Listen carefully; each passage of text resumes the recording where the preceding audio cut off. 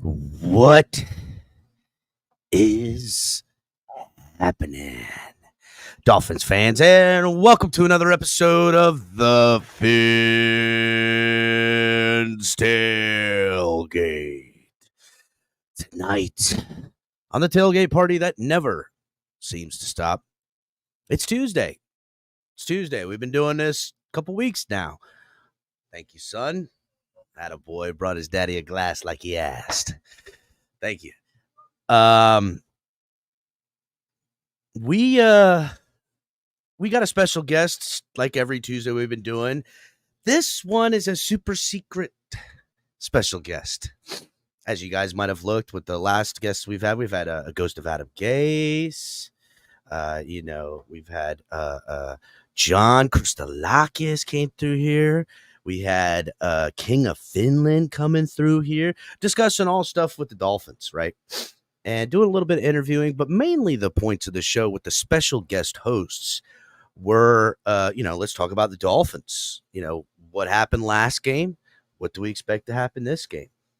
And this show is going to be a little different. We're going to do that. We're going to do a little bit more interviewing type of ordeal like we have in other shows. We have special guests in the off season. We do some interviews, yada, yada, yadas. But this is going to be a banger. Hit the like button on your way in. I want to tell you guys the guests. I'm going to bring them up here momentarily, but I just want you all to know, if you are here, you're not missing. You're not missing. So hit the like button on the way in. Subscribe if you're new. If you're listening on X, Twitch, Twitter, some other podcast place, come over here to YouTube, subscribe, hit the like button, get the likes up, join the membership, all that good stuff. And we're going to get right into it. Turner Yell makes the stop in the secondary for Denver. 1st and 10. The fake. Good. Block in there, and down it goes. Caught at the 30. This is the dynamic Hill. He's in for 6. Tyreek Hill. Touchdown. What a block. Take into your hands a plan. Your own hands can land your own brand. And damn, I feel like no one takes accountability. They want the credibility, convincingly unwilling to put in the hours it takes to get some power. Don't be f***ing sour. Take a cold shower. Scream until you're louder. Work until you're prouder. And f*** all the doubters. They're just your downers. I swear to God they all let me down. I always fought just to wear the crown. I'm off, it's these fucking clowns who were all taught they deserve it now. It's only worth it if you work for it. Yes. So yeah, like I said on the intro, guys, definitely going to do a lot of this talking about this team, but we got some catching up to do around here. We've got a super secret special guest. Someone a lot of you are familiar with, especially the day ones. From the way back when. The Wayback Machine. A throwback for the ages, if you will. A man with a microphone. A man named Mike. Mike on the mic. What is What up, bro? Damn, it's been too long, bro. Too long. And it's not even like in this long period we've had a lot of good time to discuss everything with this team. And we're gonna literally like two fucking rabid Rottweilers attacking. We're not gonna put what we're attacking, but we're gonna tear. I'm gonna rip this shit up, boy. Flip this shit up. I got a whole fresh bottle of Crown I'm gonna crack and get me a stiffener here directly. So hit the like button on the way in, everybody. This is going to be one you're going to want to stick around for, because the show and things shaking up. They're shaking up. So, Mike, people in chat, first of all, miss you like a motherfucker. So happy to see you with a fucking sick ass microphone back around. at the gate. Let's call it what's the word I'm looking for? Fuck it. I ain't got any good adjectives at the moment. Back at the gate, doing the mic on the mic thing, essentially coming back around these parts, right? Coming back around, gonna be around in the YouTube, gonna be back around with this Dolphins talk stuff, gonna be felt in the motherfucking communities. Okay? Communities is getting it. This community, you finna get you, see. All right. My point, right, is Mike's been chomping at the bit for what, a couple days now. Like, I can't fucking wait. Because I mean, look, we probably could have. I wish we could have got this. If we're being honest, it's been 2 motherfucking years, bro. 2 years I've been chopping at the bit. But I'll get to that in a minute. That's the truth. That's the truth too. And we're gonna peel the years behind, because I know we're gonna find out where is life with Mike on the mic, and where is it heading. And now again, I'm trying to get to the end, which I'm hoping is not being misconstrued. Mike is around these parts. He's coming back in his community, and he's coming with his hair on fire and an axe. I don't know where he got the axe from. I think he welded. Did you fucking smelt metal down and iron out this axe? He got an axe, and his hair's on fire, and he's coming here to rip up this Miami Dolphins community. And no perfecter of a time, I must say, with the state of the football team, buddy. Okay. Yeah. But, Mike, plenty of people are going to want to know, where you been, dog? Where has my beloved cowboy man been?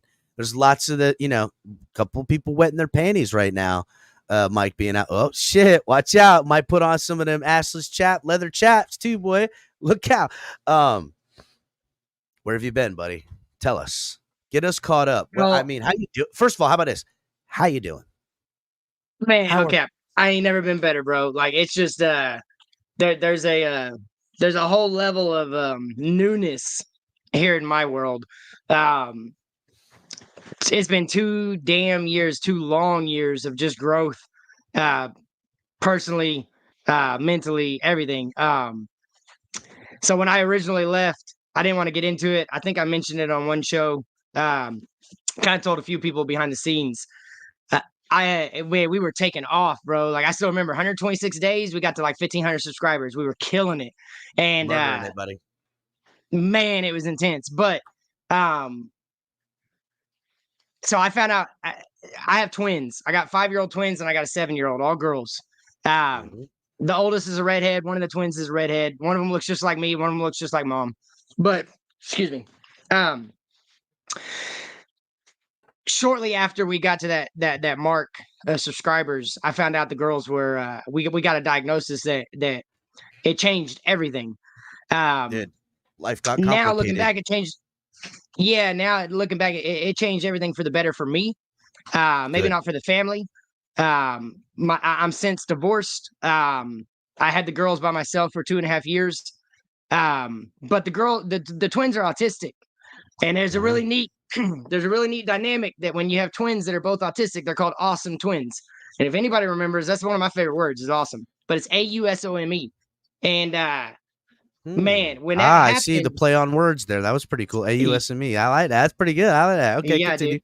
Yeah, it's legit. So, and I want to start with this though. MC, he's in the chat. I know he's here tonight. That boy came, and he's Uncle MC. He's Uncle Jordan. My girls absolutely love him. So much thanks for him. But when I found out they were autistic, I had to make a decision.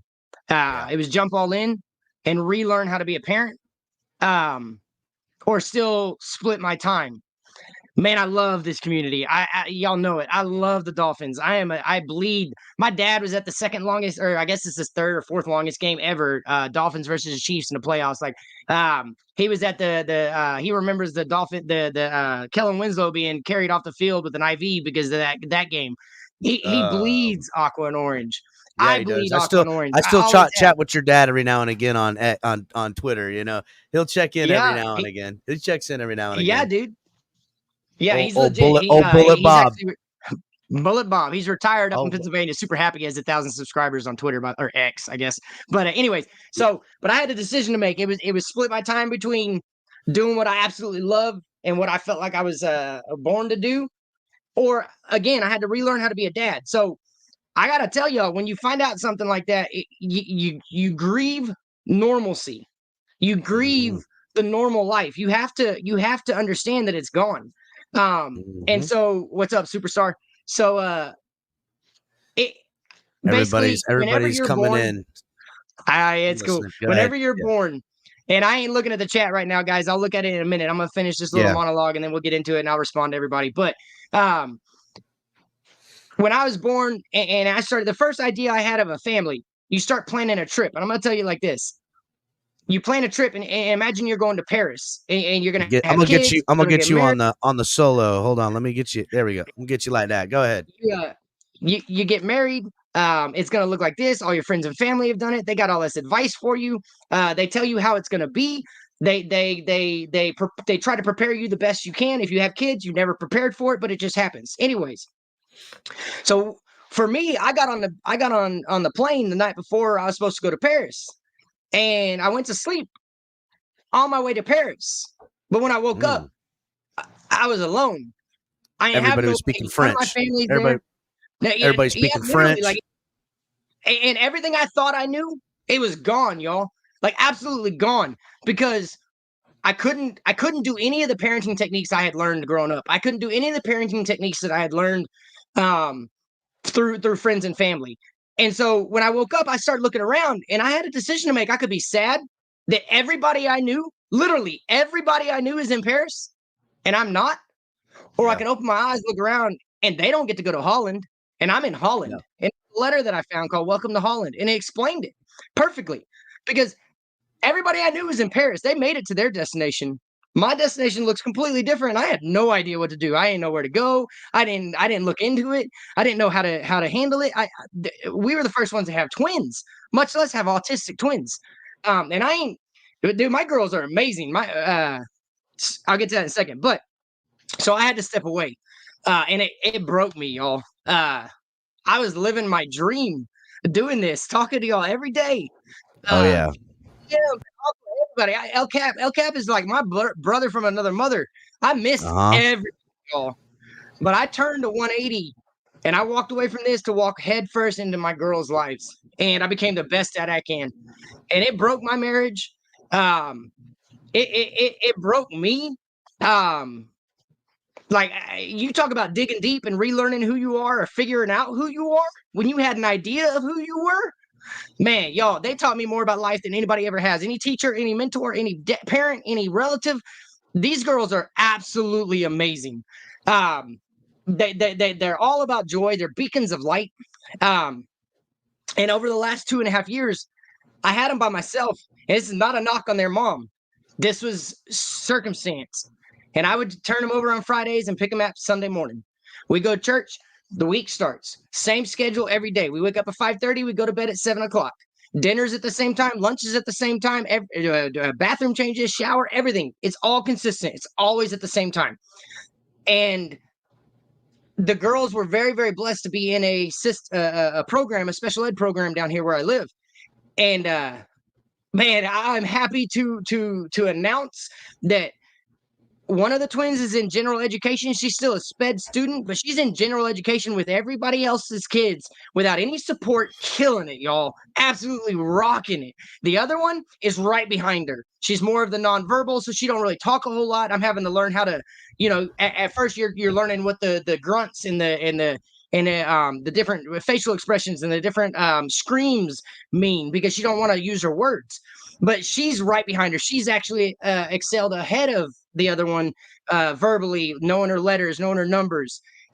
It takes a lot of work in a community of people that understand. And so for 2.5 years, we did that. But the reason I'm here tonight is because finally, it's a split time now. It's 50-50. So every other week, I don't know what to do with myself. So what did I choose? I chose to come back here. And especially because these Dolphins are pissing me off. But that's besides the point. I want to say is, y'all, I'm back. I don't know how often I'll be back. I'm gonna jump on every chance I get, but every other week I still got the girls, and we are on the same schedule. And so there may be weeks that you don't see me at all, and there may be weeks you see me all the time. But I'm so happy to be back. I'm so thankful to LCAP, dude. Watching this page grow from a distance, seeing the expansion of the website, the merchandise, everything, dude. It's everything we ever dreamed about, everything we ever talked about behind the scenes when we were first starting this damn channel, man. HP's still back there. I don't know where Brandon the Bookie is, but like, dude, and MC and Tonk is still here. Like, it's there's so much that's the same, but it's all different now for me. And but I'm so thankful to be back. I any questions y'all got later on, I'm glad to answer them. But right now, I'm just ready to talk some fucking Dolphins, bro. Because yeah, I'll let you start, but you don't want to get me 2 years of frustration, bro. Well, I'll put a bow on the coming home party a little bit. When it did happen, and you had talked to me, you're like, listen, I got juggling life stuff's coming up, and we had talked about, I knew it was an adjustment. So, it takes a lot, man, for you to really hone in, and the energy you could put to the channel was best served for you and your family to put it towards adjusting what things needed to be done for you to be a better father. And anyone and everyone, no one was talking about it. Anyone who was privy, everyone in chat was always like, where's Mike? And it was an easy answer. It was, hey, he's got family to take care of right now. There's things going on. He's got family to, and that's ultimately what matters most. And now Mike, in a rotating capacity, pretty much, because he's still got this stuff to deal with. He's found balance in his life, but it's been a little out of balance because the balance, the beam on the other end is doing what honestly I think you're made for, buddy. Mike has this presence, this command, and ability with engagement to people in chat. No different than any of the other guys we have here around here. Fits so much in. So for those of you that don't know Mike on the mic, because we're talking a little while back now. 2 years, bro. Yeah, 4 years and damn near 5,000 subscribers later, as far as the audience, the reach, the everything. And hopefully again, we're gonna be up to 10 to 20 someday, especially of good, knowledgeable Dolphin fans, because we got a problem in this community with the dummies, old dummy heads running around these streets. But we're gonna get into this football team, and with that, I'm gonna bring Shake in here. Shake's hanging in the back. He'll come up and talk some of this football shit too. We're gonna do a full family affair a little bit in here. Shake got the Stokes. I'm gonna grab me a crown. We're not. Listen, hey. It's as much of a celebration as we can do on a Tuesday night. If it was Saturday, we'd be turning it up real hard. But by the way, I'm going to be in solidarity with you, El Cap. I got me a crown too that I'm going to open up. Oh man, let's touch our crown tips together. Hey, two aside hotline. I gotta address this real quick because I might have explained it back in the back. You go look for Mike on the mic spelled the right way with not being dyslexic. There's 100 of them. You go look for mine. There ain't none of them. So that's why it's Mike on the mic and backwards. When we talked about the branding of it, we were like, "Yo, we could fucking get it this way." Yep. There's a million Mike on the mics. There's only one Mike on the mic. Yes, sir. Bitches. And that to a side. Yeah, that's fucking. That's Doofus McGee, resident Bills fan, Michael K. He's like, I'm the real Mike. I'm the real Mike that matters. So, listen, Mike, bro. I wish you were coming back to a Dolphins team we could all be proud of. I wish you were coming back to a Dolphins team. Oh, no, I'm proud to be a Dolphins fan. I'm proud of this team. Proud of this team currently right now. It is a shell of itself this time last year. And no more of the crux of the problem is something we talked a lot about back when you were on before, back when the show's conception. Can Tua be the guy? I don't think so because of the fucking injury deals. Can he even figure it out? I mean, shit, bro, 2 years ago, we were wondering if the guy can even get it figured out, much less can he stay healthy. He got it figured out in a system that is tailor fucking made, bro. It is a tailor-made system, cinched tight but loose everywhere for active. He could wear this suit and sprint. That's how perfectly tailor-made this fucking offense is for him. Okay? Yeah. But at what cost?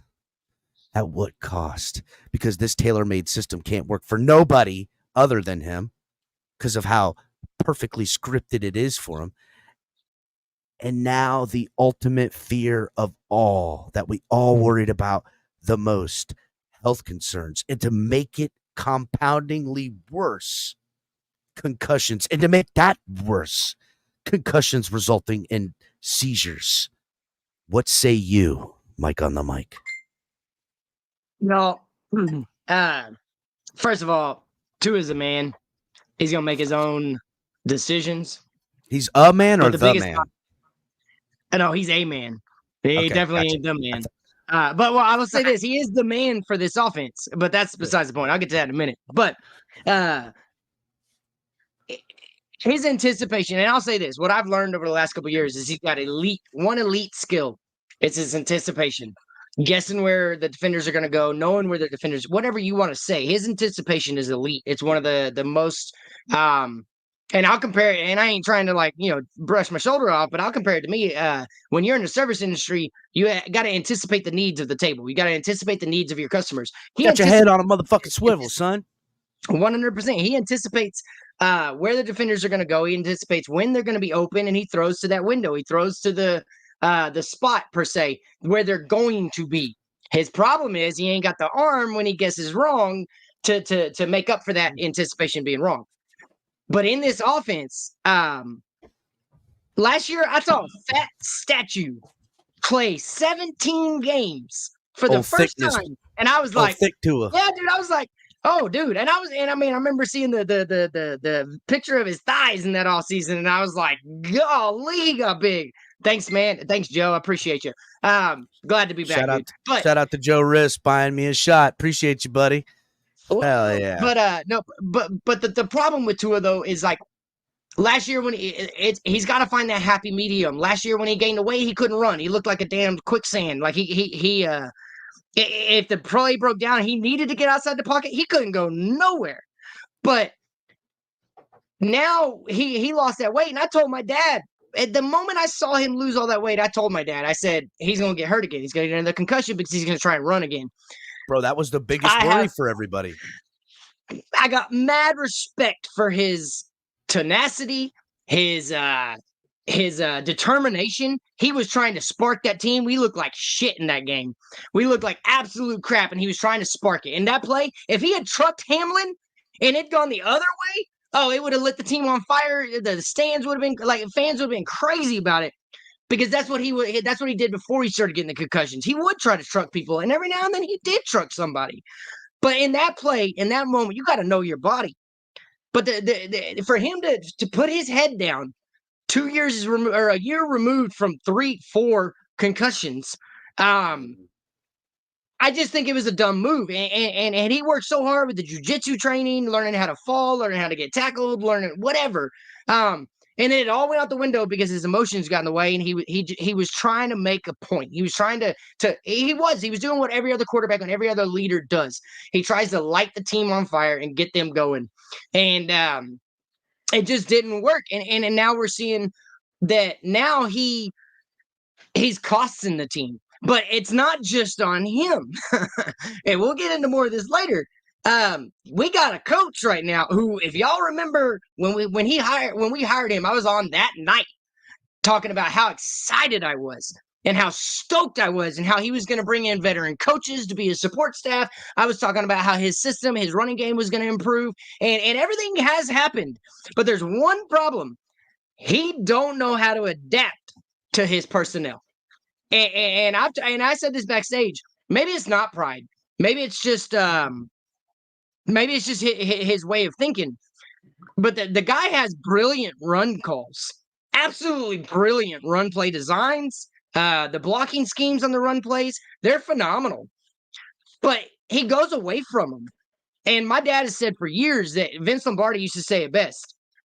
If the play's working, he'd call the same play 50 times in a row if they couldn't stop it.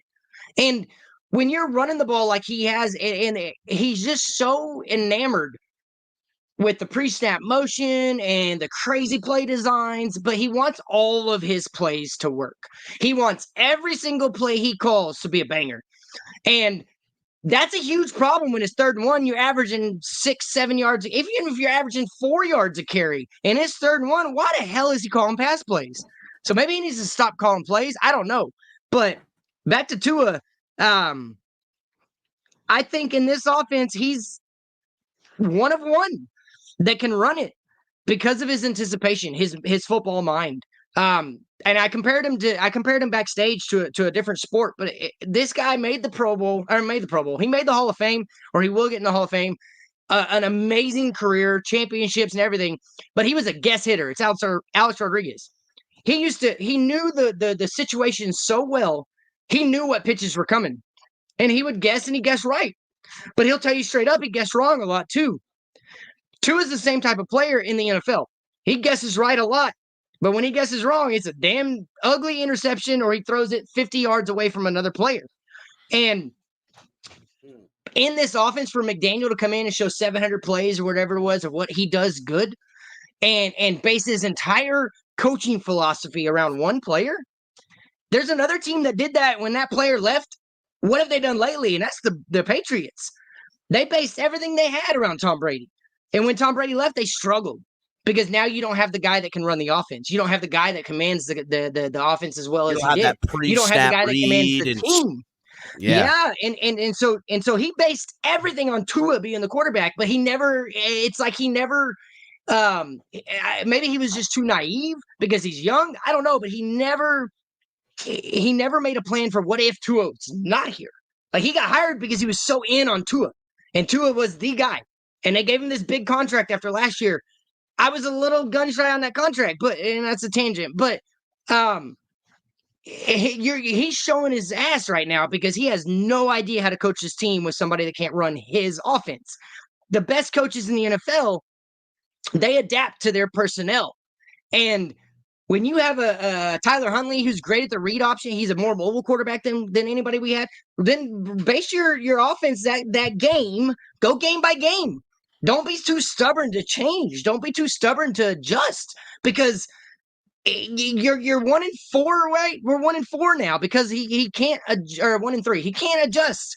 He when Skylar Thompson played, he wanted to run the same offense, and Skylar Thompson's been in the system. So by all means, sure, if you think he can run it, awesome. He can't. Now Huntley comes in at 2 weeks after trying to learn the most complex offense in the NFL. The timing on the pre-snap motion, the timing on the routes, the timing on when the windows are going to open, throw into the spot where nobody's at, and then all of a sudden your player's there. He ain't going to learn it in 2 weeks. He's been a career backup. I get he made the Pro Bowl, which I don't understand. He only had like 4 starts. But like this, I don't know if it falls on Greer. I don't know if it falls on Ross. I don't know who it falls on. But right now, McDaniel's showing his ass because he just can't coach. I think he's a great motivator. I think he's a great morale guy.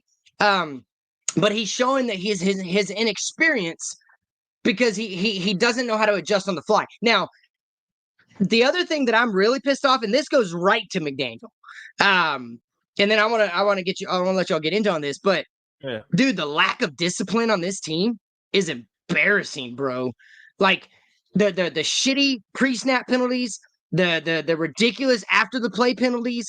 The only discipline we have on this team right now is the defense, and that's because Anthony Weaver came from Baltimore, and they're all about discipline, and that's what we need. And you have like Ingold coming out and saying we got to hold ourselves accountable. You know, the players got to step up, the veterans got to step up. You got Tyreek Hill going off. Like, it's just we are the most, and it sucks to say this, but it's been this way for my entire life. We are the most undisciplined. We are the most unorganized offense team in the NFL. And Anthony Weaver's done his best. I hands down, the defense has been the best part about this team. And it's because he holds all of his players accountable. He's not oh, this is cool, shake it off, not a big deal. I'm laid back. I smoke a lot of pot, so I'm just real relaxed. Like, you can do what you want. It's cool. Game day, we'll get it together. I love McDaniel. He's just like me. I freaking love him. But his style of coaching right now is hurting this team. And dude, I'm just like, I want to think about his family and step away, but then the Dolphin side of me, dude, let's see what we can do with them one more year. But I expect him to get another concussion, and that's my problem. Is like, I want a doctor to step in and say, "Hey, dude, you're done," because right now, unless somebody gets through to him and he changes his football mentality that he's had his entire life about trucking people or finishing the play or laying the hit rather than taking the hit, he's going to get concussed again, and we're going to be right back to where we are now. We coming up to the Patriots. The Patriots ain't good, but they look better than us right now. I love the Dolphins, but I'm embarrassed that Don Shula's turning over his. My dad said it best. Don Shula ain't turning over his grave. He's getting up and going to talk to Mike McDaniel about this lack of discipline because this is fucking annoying, man. Damn, And zombie Don. Yeah, dude. So, but that's that's a little bit. Oh, that's a little bit about what I got. But I just yeah, man. You want to talk about Tua? Like he just. I love his anticipation's elite, but that's it. When he guesses wrong, he ain't got the mechanics, he ain't got the moxie, he ain't got the skill set to make up for it. So, well, if I may, real quick, I think the problem with McDaniel is, again, timing is everything. When he first took over this head coaching job, he was a rookie head coach and a rookie play caller. He had never called. Look, one thing I learned about, I heard this through a lot of offensive coordinators. The playbook is a resume, breathing, leaving book. So you learn something here or you learn something there. It's the playbook is constantly growing. So someone like Andy Reid, who's been coaching for a long time, could work with different quarterbacks. When Mike McDaniel first came in here, all he did was work with Tua. So at the end of the day, he's never really worked with a lot of quarterbacks outside of Tua. So that's what's one of the reasons why he doesn't have too many plays for other quarterbacks, unfortunately. Look at Josh Boyer. When he first took over, he had to come up with his own plays on the fly because, Brian Flores took his playbooks with him. So he couldn't adjust like Vic Fangio could. You know what I'm saying? So I think the part of the problem is that Mike McDaniel is so green as far as when it's calling the plays and designing plays that he really doesn't have a big playbook to one. You know what I'm saying? He has to use the one that he has. Yes, but Shake, it's his third year, bro. Yeah, but with one person, you're talking about Andy Reid, who's been coaching for 30 years versus 3 years. This is a big difference. I liked something you said, right, about Tua. I like that you essentially said in so many words, you didn't call him a spot thrower. You didn't, yeah, there was a lot of words.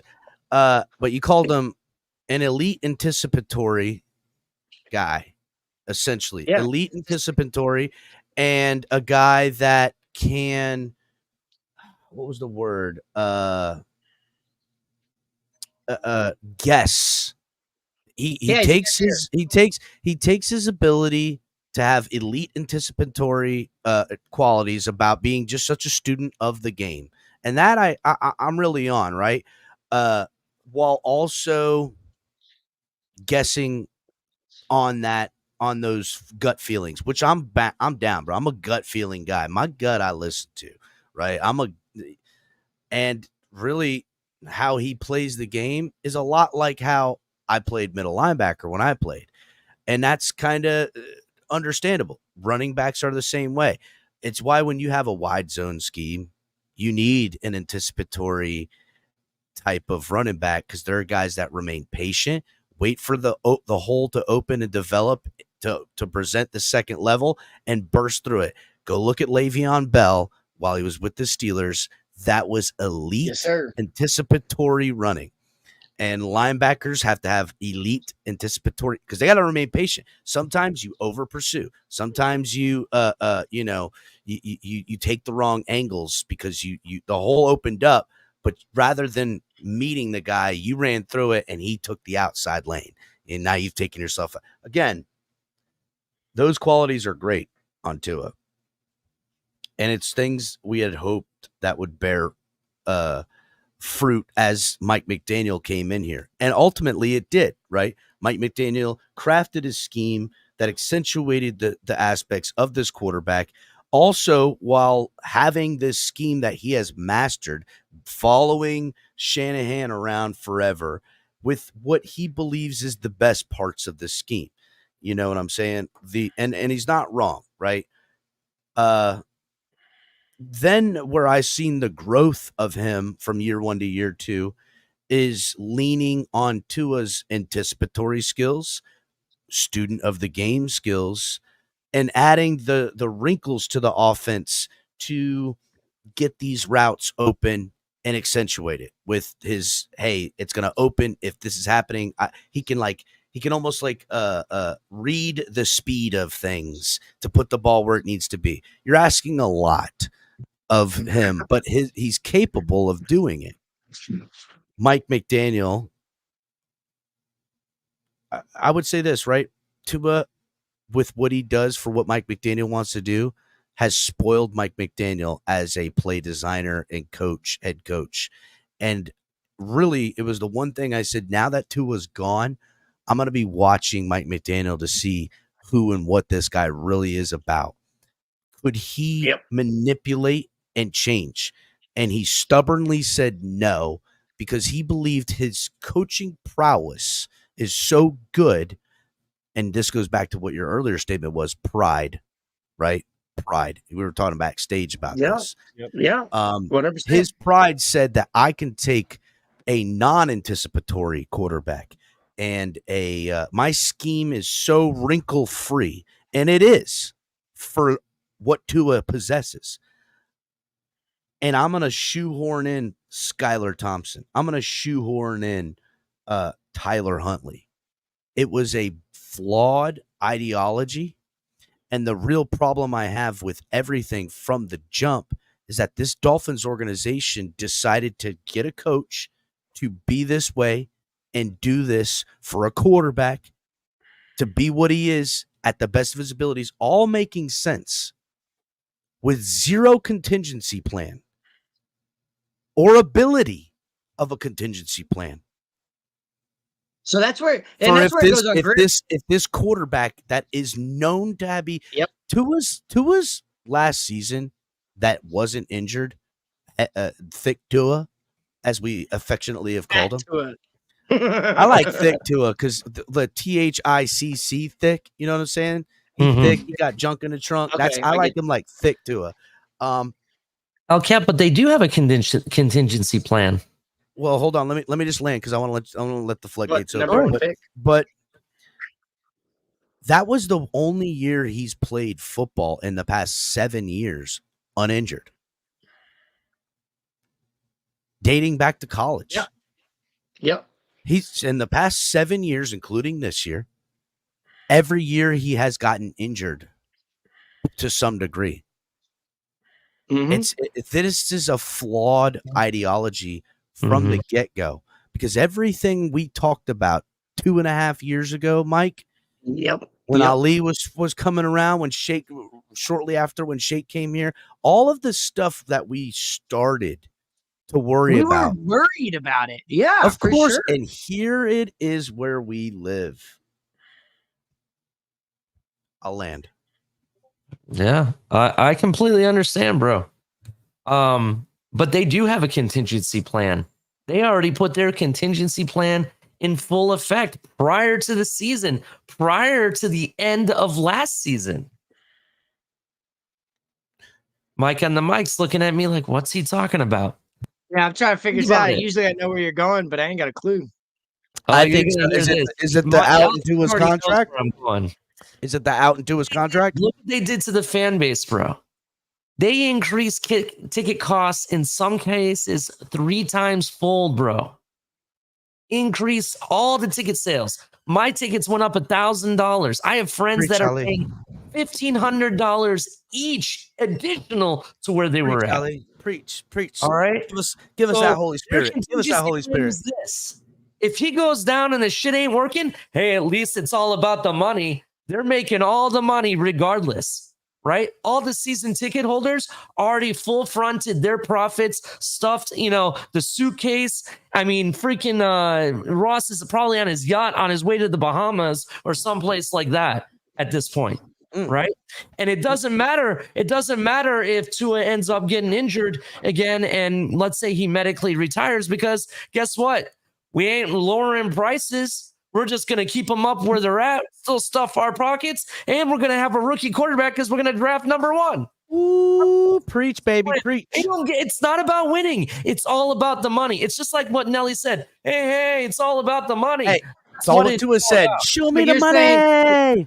So you're saying that Ross came from the school of Jerry Jones? Jerry, listen, I have made this take. Mike, because I've been preaching it, and I've been preaching it I've been preaching it since way back when. It was always hashtag Toss Moss Ross. Has it not been hashtag Toss Moss Ross from the jump? Mike, check this out. Check this out, right? I've been a season ticket holder going on 3 years now. This is my 3rd year. And even prior to that, I would come to 2 or 3 games a season since I've moved to Florida, right? Okay. Every time I've gone to a Thursday night game, a Friday night game, even prior to the season being a season ticket holder, there's some type of gift to the season ticket holders, right? You see on Twitter, the Raiders fans, the Bills fans, the Kansas City fans, all these fan groups getting some kind of package. Let it be magnets, stickers, or in some cases a flag or something like that, right? Yeah, bro. I got a postcard telling me that they want me to spend more money. They got a postcard offering them what more money they could spend in the stadium. This Thursday night. Tell them where the postcard came from. Buffalo, New York. This game that we just went to on Monday night, they finally gave a gift. They gave a bucket hat, which was the same bucket hat that we got the year before, right? And it's not even a Miami Dolphin bucket hat. It's a Miami Hurricanes bucket hat, because they're the only goddamn football team in Miami that can fucking win. And you know what? They're still making those ducats on that stadium cost, because Miami Hurricanes play at that stadium. Yeah. So here's the thing. And you said the school of Jerry Jones, Mike. Okay, you said the school of Jerry Jones. That's exactly what it is, bro. I literally I've been saying. Okay, so just quick rundown. He bought this team back in the mid 2000s, I think it was 2008, for $1.1 billion. He gave $550 million up front in 2007 to get controlling interest of the team. It was the first part of a 2-part deal that later in 2008, early 2008, he paid the remainder. Since then, he has refurbished the stadium, purchased F1 racing and built a racetrack around the stadium, and has put the trolley airlift thing for tennis. They have like this fucking thing, and he bought the tennis thing. His initial investment was $1.1 billion. He spent another $1 billion on the racetrack, the stadium, and the tennis thing. His $2.1 billion now is worth $7.1 billion. He has taken a team in 20 years with no playoff wins, 0 fucking playoff wins, that has fired a coach and or a GM every 3 years. Okay. Yep. And has netted $5 billion. He is now selling 15% of the team for $1.1 billion. His initial investment. He will literally have nothing but profit on this thing. There is not a fucking investment group, hedge fund, or nothing that can give you the percentages he just gave himself with giving us jack fucking shit. The only other owner that could cuck people this well is Jerry Jones. Go ahead, Shake. Remember when Jerry Jones. I was going to do a I live in biography on Texas. Stephen Ross? This is like a couple of years ago before I joined. Remember? I'm sorry, Shake. Say it again. Eventually, I'm gonna do a biography on Stephen Ross. Remember, I was doing some research at the Yes. time. That was like 2 years ago. He was worth $8 billion. He is worth now $17 billion. So you take away that $7 billion from the stadium, he's still worth $10 billion. He's only made $2 more billion in his other endeavors that spreads across the globe. He has made more than a third of his net worth off of the fucking Dolphins, bro. We have given this fuck. Sorry, we have given this fuck. Cap. Go ahead. No, you good, buddy. $5 Go bill. ahead. Go ahead. $5 bill. Go ahead. Yeah. You're No, I was gonna say Cap Cap for life, bro. It is me, dude. You ain't in the twilight zone. I'm back, bro. I want to. I want agree with you, bro. Like 100%. I want to say one other thing about it, though. You mentioned you mentioned how much money he has profited and how low. He bought it when it was low, and he has expanded his profits and worth like 3 times fold, like ridiculous amount of money. Right? There's one thing that he's done this past season, and I started telling you guys it started during the off season as the season ended. All these long-term contracts that we put in place, signing Waddle, right? Signing Tua, re-signing Tyreek. Who would thought we would do that? Everyone thought we were crazy. Big O was saying he was on his way out. I know you did, bro. And I told everybody, bro. I was made privy of that shit. That they sent him a contract and it written up before when he went on vacation over the Mediterranean. Right? Why are these moves made? Why were some of these moves made versus other moves that we definitely needed? I'll tell you why. When you sign people like this to long-term contracts, it shows a sign of stability, right? And what he did is he showed the stability of his team and padded the seats with all the increase in profits. So he padded the books. So now when he goes to sell 15% of the company, he's getting max money because he inflated the worth of the team that much more. Holy fuck, Ali, you've got my fucking noodle a-cooking right now, because I'm telling you right now, buddy, and some of the shit, I swear to God, we got to talk about backstage, because I cannot say it on here, that where my mind is fucking going right now with this fuck. All of these some of this shit I cannot say on the fucking YouTube channel, dead ass. People make fun of me because I say that I want Ross to sell the team to a football family, right? No. Hold on. Selling shit now. I know he ain't selling shit, but I'm just telling you why I want this. Because when a football family will come, football moves will be made, right? Yeah. None of these moves are football moves. It's a means to an end. Listen, you know what we've become? Listen, you know what we've become here for Miami? We've become a literal slush fund for this guy.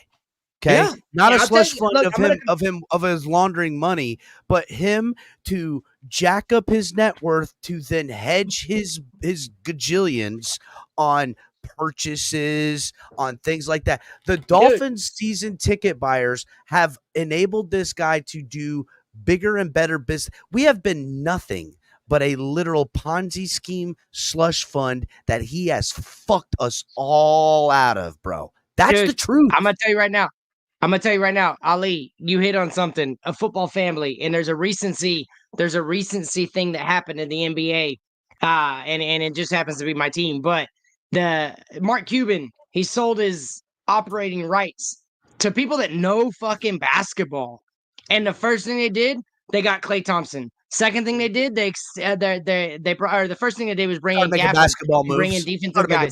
Yeah, great basketball fucking moves. So, but at the end of the day, it goes to the general manager.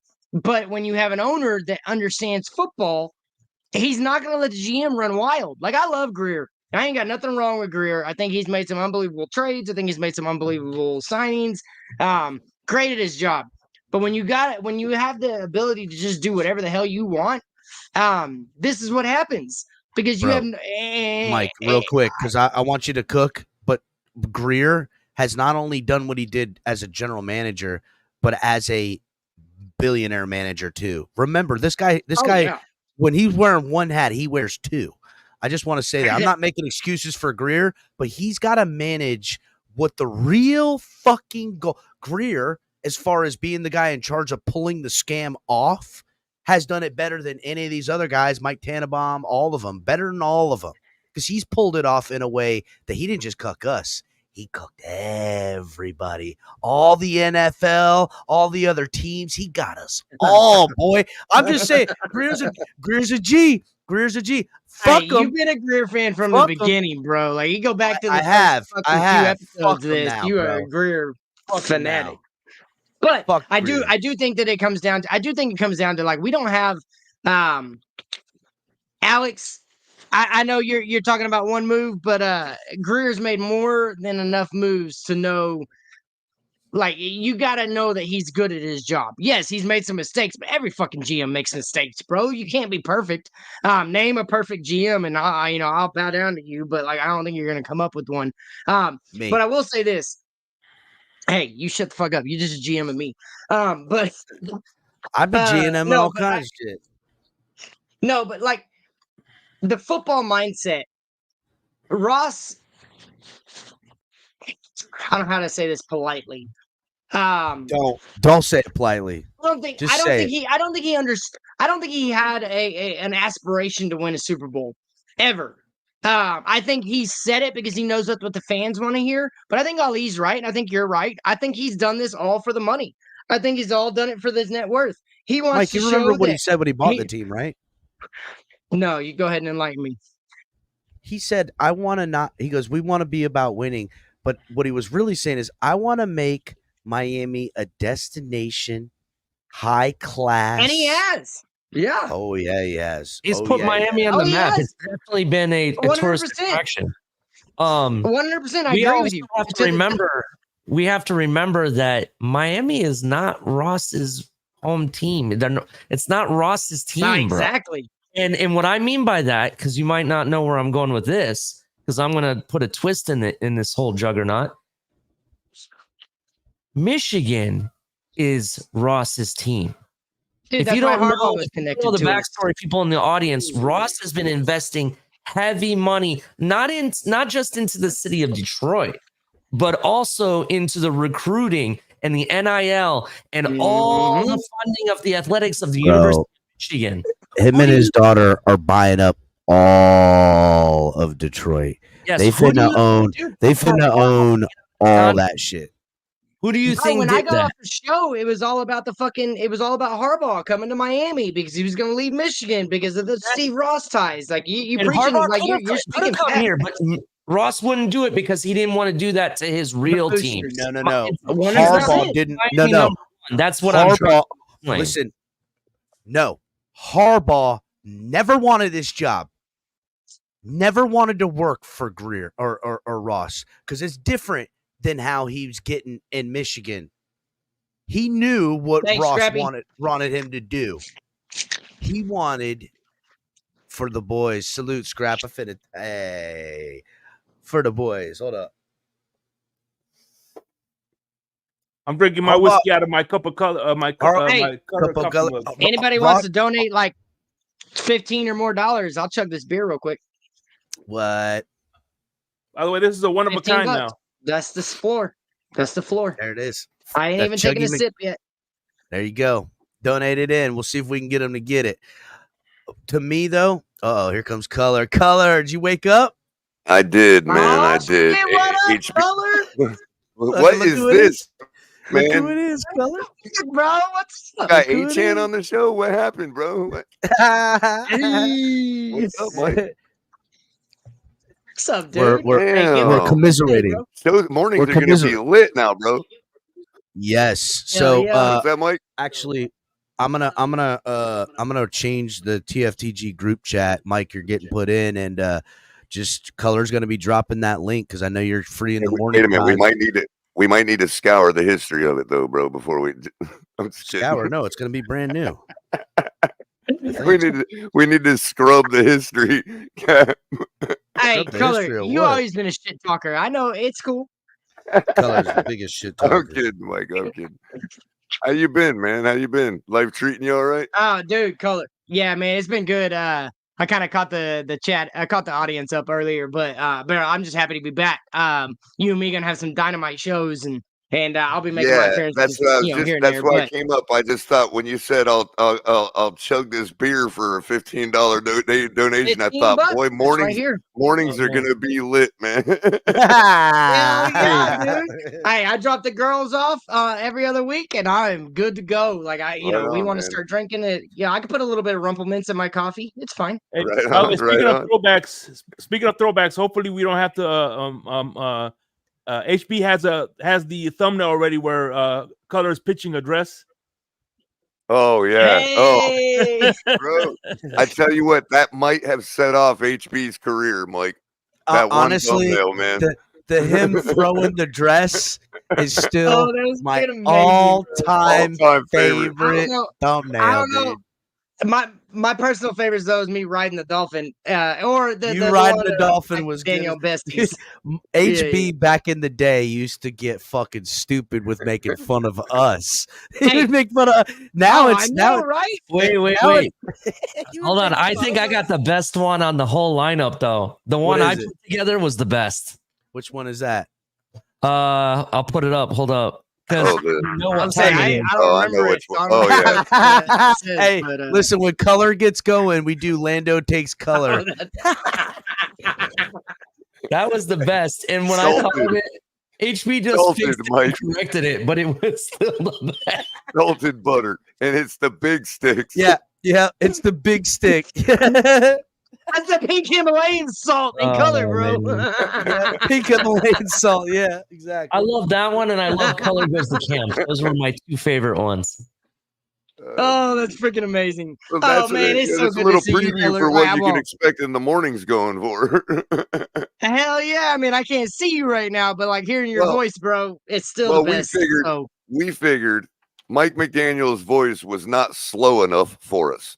So we figured we'd get you in here and make it seem even slower. You know? Yeah. I'll tell you what, Color has figured out. Let's go.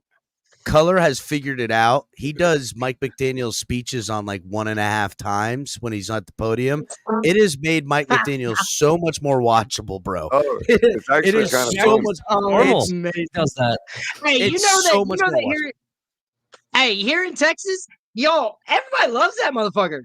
Like everybody loves McDaniel. They think he's the best coach ever, and I'm like, wow. hey, y'all been watching the product on the Texas who? Texans fans or Dallas fans or Dolphin fans? Dallas fans. Dallas fans. Love See, Mike McDaniel. makes perfect sense because Dallas fans are a lot like Dolphin fans. They don't know football. That's really what the fucking fact of the matter is. We talking about Jerry Jones. We're talking about Jerry Jones, and we're talking about fucking Stephen Ross being the best at fucking over their fan bases with giving them literally nothing and paying quarterbacks that don't deserve money way too much. I mean, it's an amazing feat. Like these guys, the history books of the time will be written on how these guys made themselves into fucking elitism of power by fucking over their sports teams. It's crazy.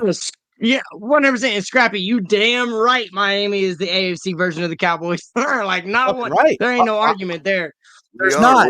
We're the accident waiting to happen of the AFC. The only problem is we ain't got the championships. So we gotta watch. The Eagles own the division, and then as soon as it looks like the Eagles are falling off, we're like, oh, we're gonna slide up in there. But then the Commanders come over and take our spot, and the Giants. The Commanders. We may not have the recent championships, but we still have both of our teams, Dallas and Miami, have championships. Just so you know, unlike that, are you alive for any of them? In upstate, around Buffalo, those guys don't even know what a championship sniffs like. To be honest, it's true. They don't know what it's like. Ali, were you alive? Glory. You the oldest one here. Were you? Actually, I think Color is. No, were y'all alive for the last Miami championship? Holy shit! No, he's the oldest. I was alive, and neither was Color. Buffalo losses. I got to watch it live on TV. Ali, last time I saw you, you had like no gray hair. So I don't know what that says, bro. It's all the fighting we've done on this show and all the craziness, bro. Right, I gotta Ali, be honest. he's right. The Dolphins are sucking the life out of Ali. People donate to the channel and He join the is right. membership. I We noticed don't know how that. much longer Ali's got with had these started Dolphins. God this damn shit, it! this facial hair in the premise that I wasn't gonna shave until the end of the season, but Ali, now I'm like, fuck it. Ali, Ross straight and up, Gray, dog, just Look, straight up. if you look, hey, if you look, I got a little bit. I got a little bit of gray here, man. I'm catching Oh, up no, to bro. you just a little bit, I got gray sprinkled all in my face. I probably give me about 3 years and I'm gonna fucking rock a Viking gray beard, dude. No bullshit. Hey, bro, I anybody- actually believe anybody you in do the have all chat that that gray. You knows just me. gotta wash your face. I know you shit. dye your hair, bro. Hey, this is for MC. I mean, This yeah, for I gotta MC, clean bro. it up because I have. I'm not gonna bullshit you, but problem is, it's like a spot here. It's not sprinkled throughout. It's like spots on my face with gray. Hey, I'm so, like, yeah, I hey, I gotta got clean two that things. shit up. I settled on Oh 9 hell because yeah! nobody Fucking thanks wanted a to lot. donate. Fucking Yeah, I'm gonna chug this really quick for MC. Well- Second thing is, anybody in the chat that knows me and anybody on the panel can't say shit. But y'all guess how old I am. I just want to know, like, all this prettiness and this good looking. Oh, you don't want me hair. to say nothing? You don't want me to say nothing? Shit. No, I don't want anybody that knows my age to say shit. But somebody in the chat, how old do you Hey, think dog, I you am? say I'm you gonna got try to one- You look like That's a awesome. you look like a spry MC, here we 28. go. I have an answer, but it's based on a 35. famous movie. Hold on. Just first of all, just so everybody knows, color is. I know color long enough to know how funny a spry 28 was because he's wearing a 28 shirt and he's acting spry. That's why color said that. He had a dry joke that no one would get. I got you, color. Hang on I a fucking second. got you.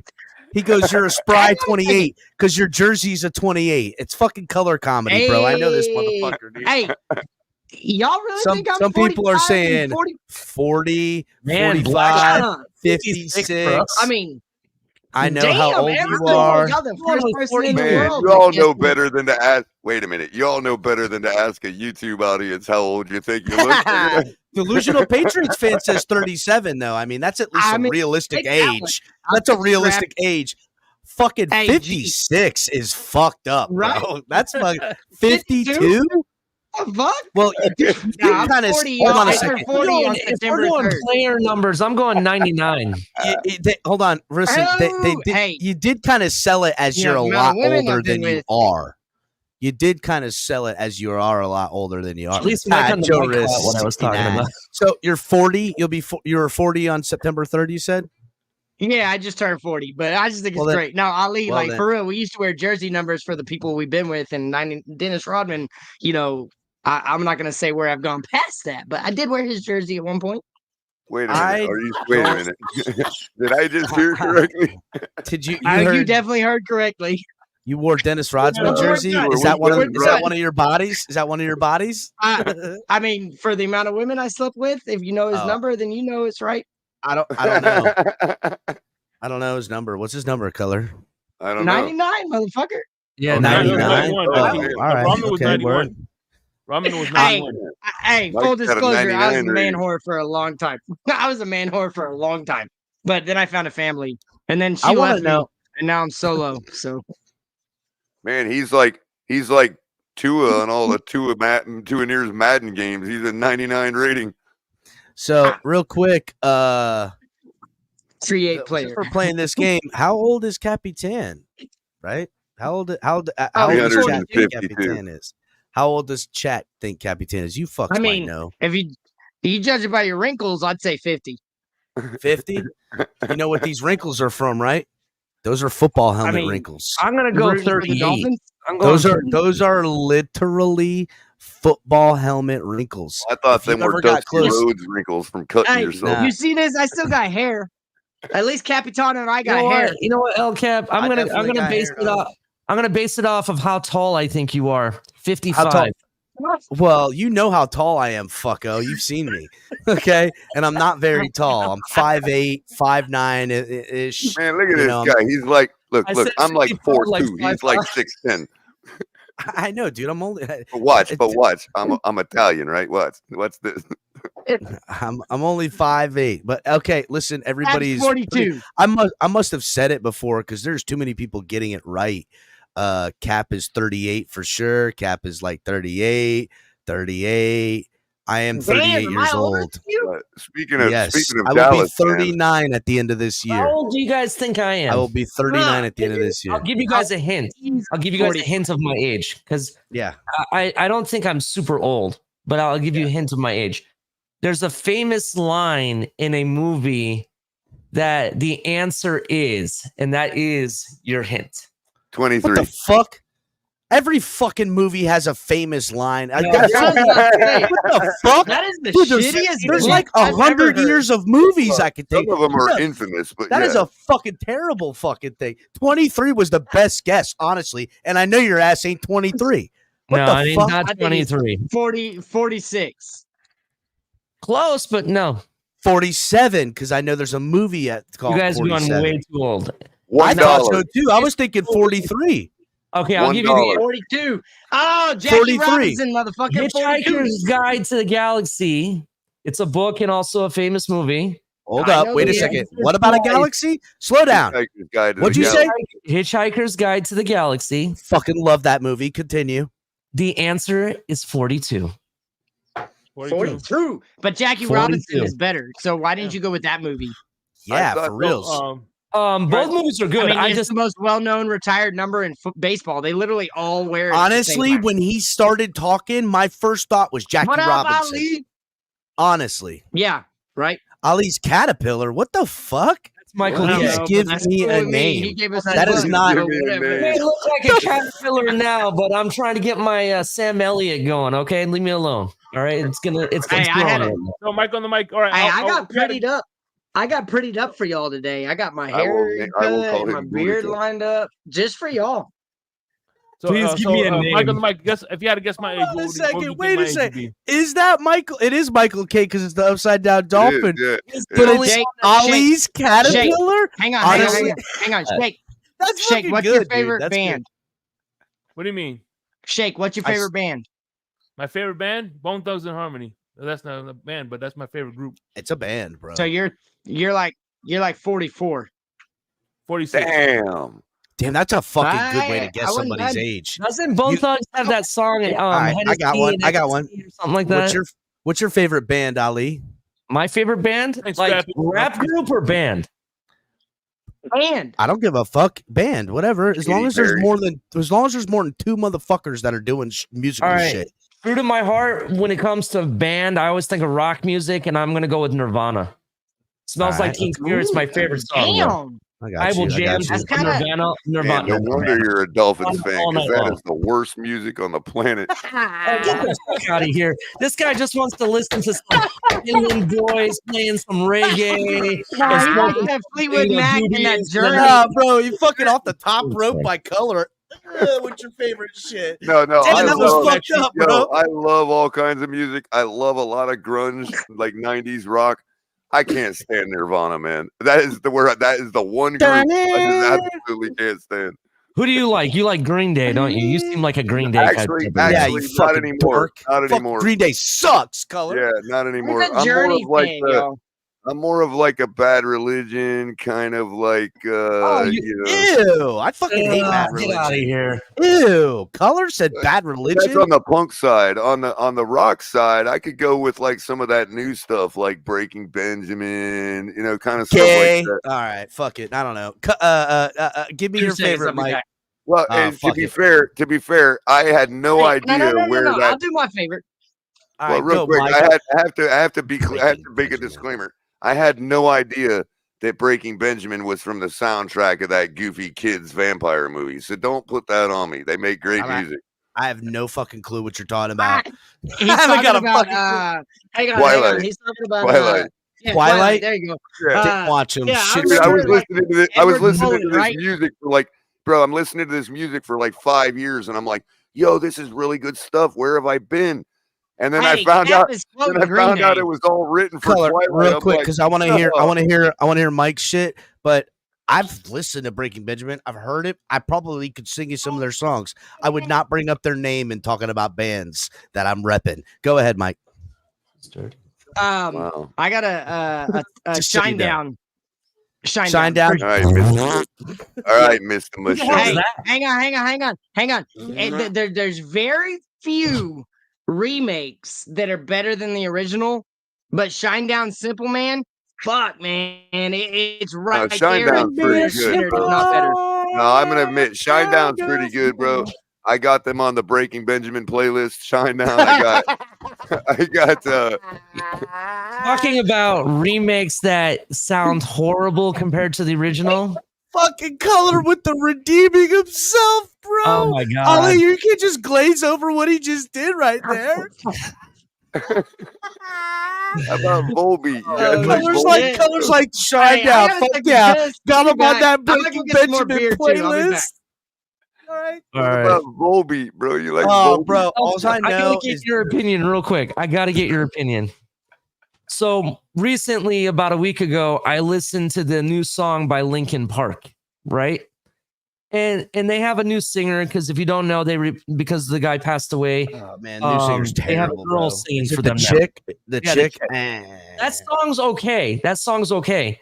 But then I had to listen to her singing older songs that Chester would be singing. Oh. Holy fuck! It's like someone taking their nails across the chocolate. Yeah, I'm like, get the fuck out of here. They don't need her singing those songs at all. Just sing the new shit because we don't know what it would sound like with Chester, to be honest. Oh man, You know terrible. What All are you right, so talking about? Linkin Park has a new lead singer. Oh yeah, I heard about that. all right, so I'll give mine. If I'm gonna go like the band of all time, it's Mudvayne LD50 album.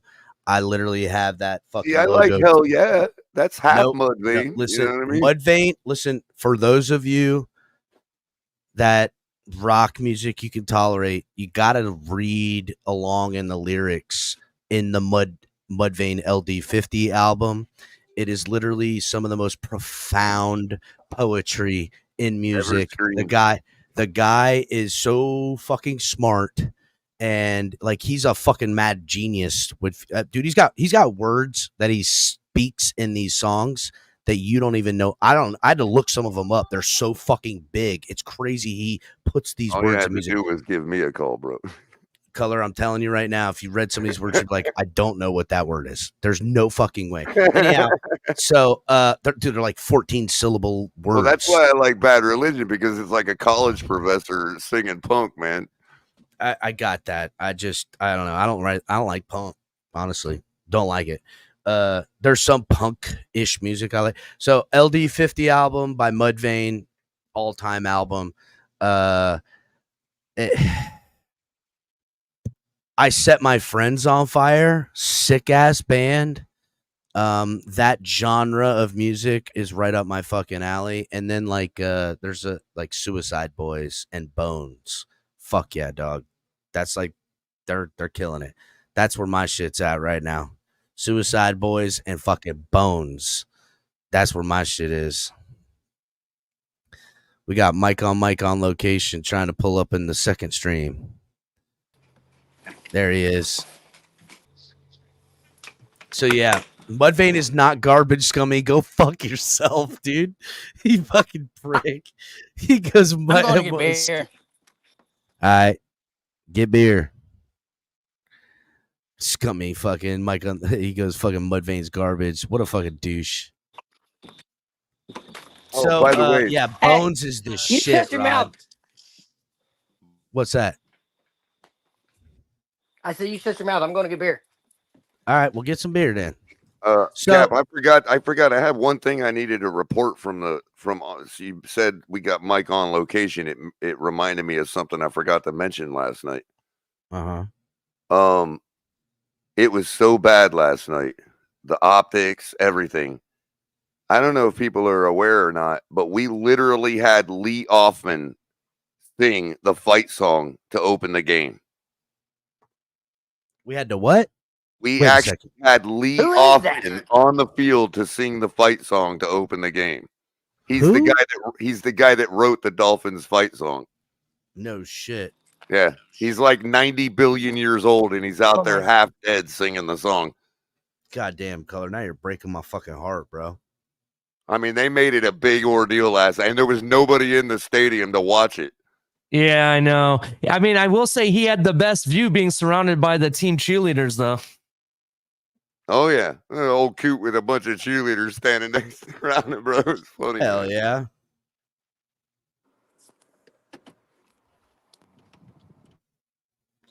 All right, I'm checking out this chaos.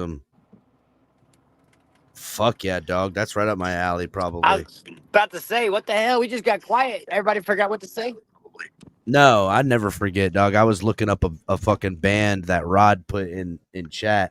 I'm gonna check them out, dog. I'm always looking for the next best thing. I'll tell you what, greatest year of fucking music is probably 2012. Some of the sickest fucking shit, like the most obscure bands, they started or it was their last year in 2012 in like the fucking rock scene.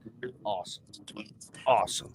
All right, so let's get back to football, right? We kind of got sidetracked with some bullshit because Color came in here wanting to know what everybody's favorite band is. Hit the like button if you guys are in here. Get a shot. Mike on a Mike's going on a run, getting a beer run right now, and we're gonna get into this fucking team. That game that we seen from Tyler Huntley was pathetic. The guy threw like, I don't even know. I know at one point at halftime he had 28 passing yards. Let me repeat. Ran the ball with them. The motherfucker has No. some legs. But remember, all of the design runs did nothing. Like they didn't run them a lot, but it was done. It was terrible. Hey, I bet the over at 32.5 and he hit it. Dude, first of all, Scummy just said that Mudvayne sang the national anthem last night at the stadium, and it was terrible. Fucking Scummy's a real piece of shit, dude. Scummy's a real piece of shit. It's kind of in his name, don't you think? He's a real fucking piece of shit. Did Scummy finally hit El Capitan's nerve? Scummy's a fucking piece of shit, bro. Yeah, Scummy so has literally won the trolling award of the year. He has struck a nerve with El Capitan. He ain't struck shit, Scummy. You fuck. Scummy ain't struck shit, fucking bitch ass motherfucker. All right, so anyhow, let's all right, so terrible performance. Mike McDaniel refuses to coach anybody but Tua Tagovailoa, whether their name is Skyler or Tyler or Johnny or fucking Scummy. Mike on the mic or Scummy or Butthole or Michael K. Smell like asshole. Rod, Cat for Life, Joe Riss, Alexander, Suicide Hotline, Scrappy. No matter what your fucking name is, he's got. Oh, by the way, it's good to see the Suicide Hotline is back up and running. We were getting busy signals there for a couple days, Michael K. It's true. There was a Hey, whole by the way, real 24-hour quick, period. What the fuck? Yo, hold up. I don't know who this guy is. We're going to show his wiener or some shit. I got to get him off the screen. I don't even know how he got the link. Hold up. Oh, shit. Fucking. Hey, by the way, let's not act like we ain't been hit by that shit. Damn, that shit's sick as fuck. Go ahead, Shake. Sorry, I'm fucking. That's all right. And listen, Scummy, I got what's that son? What's it called when the baby is in the womb and they take the sonogram? What the fuck? Ultrasound. Sonogram. Yeah, sonogram. Hey, I got Scummy sonogram. No shit. Yeah.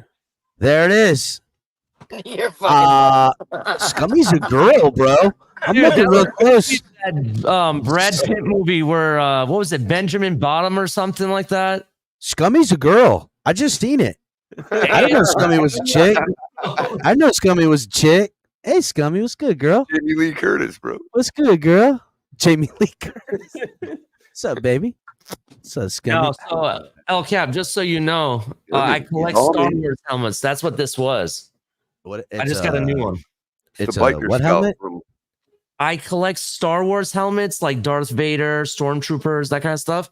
I just got a new one. This is a Scout helmet. Yeah, a biker Scout from Return of the Jedi. Yeah, I recognize it from the movie. I don't know it's a Spiker Scout. I mean, that's a biker Scout. They were It's those a scout those trooper machines helmet. they That's rode on cool. were called speeder bikes, so they were called biker scouts. Yeah, it was that fucking floating ass thing, right? And it had Yeah, like yeah. a Yo, had we like just went Like a straight hover bike. Yeah, it nerd. was like a hover bike. What'd you Yeah, say, really? Mike? Ali I went said we just nerdish. went straight nerd. Oh, we? Yeah, I mean, fucking Bro, listen, I'm we're a on huge it. nerd. I love sports, but you can ask El Cap. Me and him have partied together. I'll bust out the moonshine, the vodka, you name It's it. true. We did have the Crazy, moonshine. That bro. shit was tasty Oh, bro. moonshine too. So That was when good. Mike comes over for a meet and greet at Hard Rock, Yeah. we're definitely gonna have to hit up the Twin Peaks. I can't imagine El Capitan, Mike on the mic, and Ali at a Twin Peaks at the same time. Oh, that's too much. Nobody can handle us. Fuck a fucking Bro. Twin Peaks, dog. I know some real spots down in Miami. I ain't gonna say I Now, know let me some tell real. the story to Yeah, Mike. we'll be at Twin Peaks. So, let me tell you this story about it. So Color's like, let's go to Hooters. They're pretty inexpensive. I was like, fuck Hooters. We're going to Twin Peaks.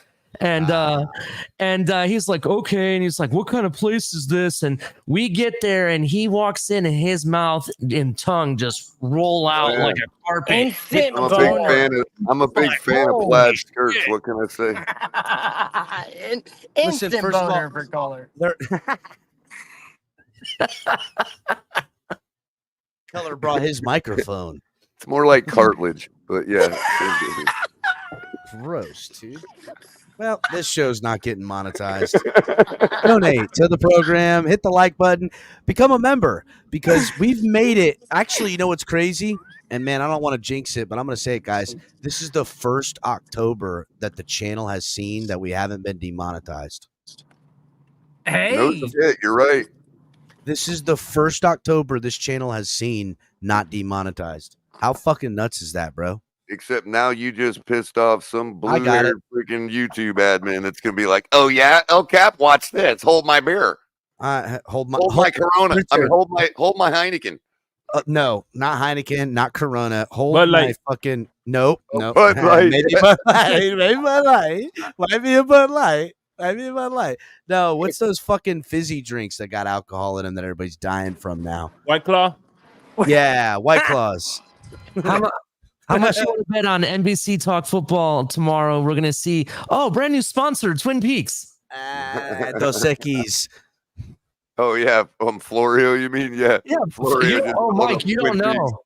Florida's gonna do what? Network, ESPN, and Mike Florio steal our shit on the daily. And what's his name? Colin Cowherd's been jacking our shit too. And listen, I expect it in the community, Dolphins community across, like, you know, on all platforms from X, Twitter, Twitch, YouTube, for them to steal our takes. I see it all the time. It's fine. It's okay. I expect it. And I kind of also think there's a little bit of groupthink at times, but it's always so funny when it sounds so eerily similar. You know what I'm saying? Mhm. Anyhow, but when the big wigs steal it, it's like, God, dude. You know, they've been coming here and mining great content from the Fins tailgate since the fucking jump, son. Since the jump. But, you know, it's going to take us just being, you know, standing on 10 toes, getting a bigger and bigger fucking megaphone to one day they go, Florio, you stole that from the Dolphins, dude. hey, y'all remember who broke the Tyreek Hill story, right? Buddy, that's why I was teeing you up, Mike. I was teeing you the fuck up, buddy. I was teeing you up, bro. I was teeing you up. It's okay.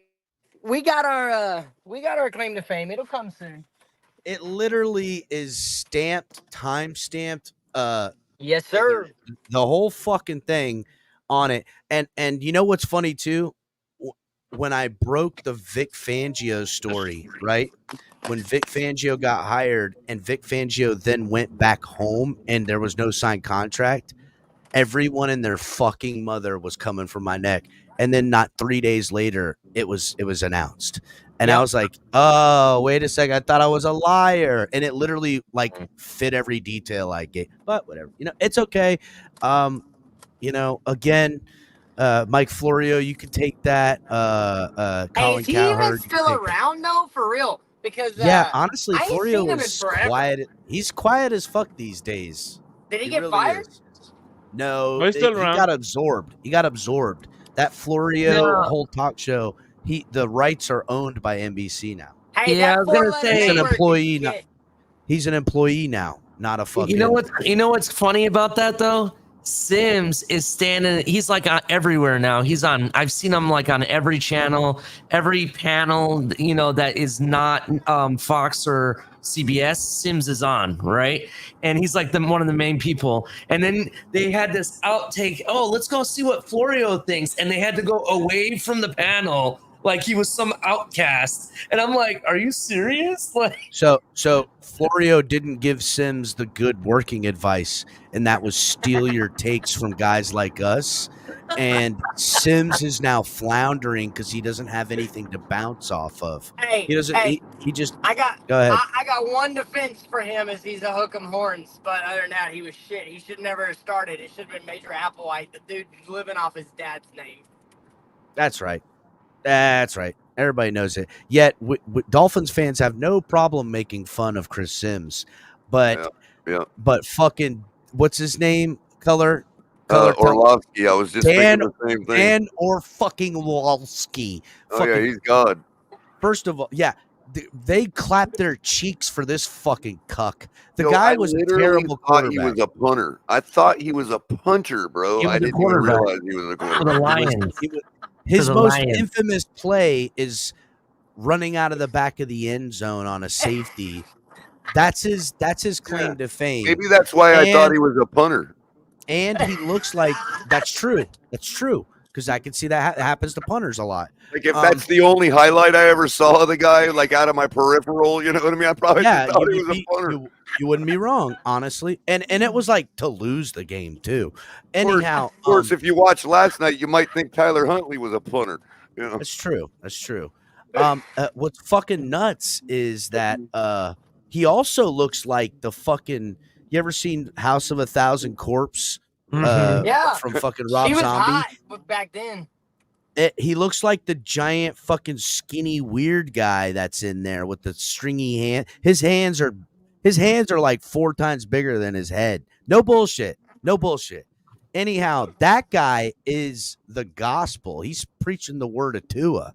And so Dolphin fans, they clap their cheeks for him, boy. I'll tell you what. Meanwhile, Chris Sims is a fucking idiot. Riddle me this. And I mean, Orlovsky wasn't even a good punter.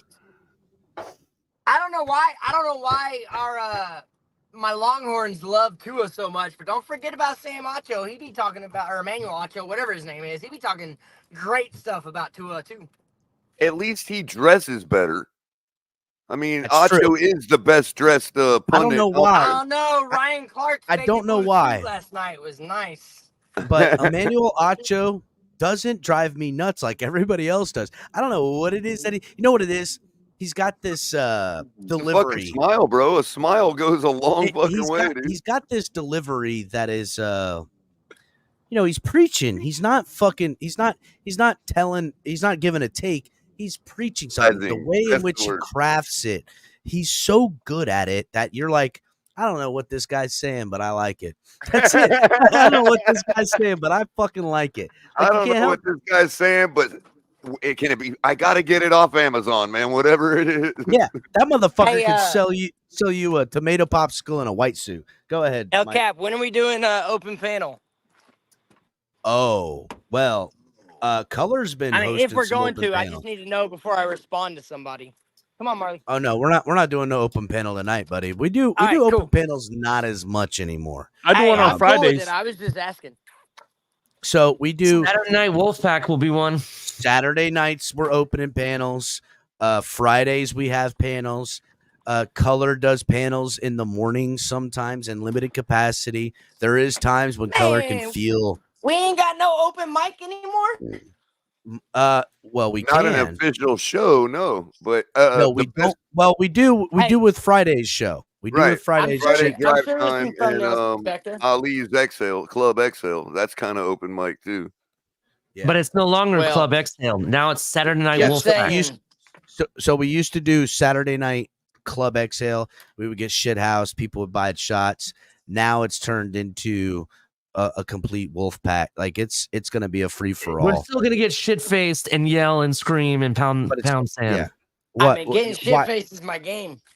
Yes, it is certainly the spot to do so. I would say this, Mike. Yes, there can be open-ended opportunities for open mic on the mic. You know what I'm saying? If and when you want to squeeze that bad boy in there, we'll work it all. I did have Tuesdays back in the day, so that's true. Tuesday Yeah, nights, right? You're talking about an actual titled open mic show or open mic night, like an actual titled show like that. Yeah, I remember we did it on I Tuesday. don't really care about the title or nothing like that, but Right. I remember we I did used it to on rep like Tuesday. 11 people and me, and I held it down a little bit. We can get back to Yeah, it. Hey, and it kind of yo, goes. we've been like an hour. We've been like an hour now not talking about Dolphins, and I still got a lot of shit to talk. So, well, no, it's definitely. Well, I was waiting for you to get back at your computer whenever you settled back in. So we'll get back into it. We've I'm just been cutting up my shooting. lines. I'm getting my Dos Equis ready, and I'll be back on my computer in 2 seconds, peeps. All right.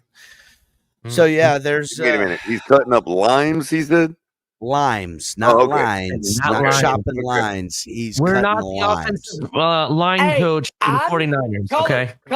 Color. I'm sober. All I do is Sweet. drink beer now. Can you believe that?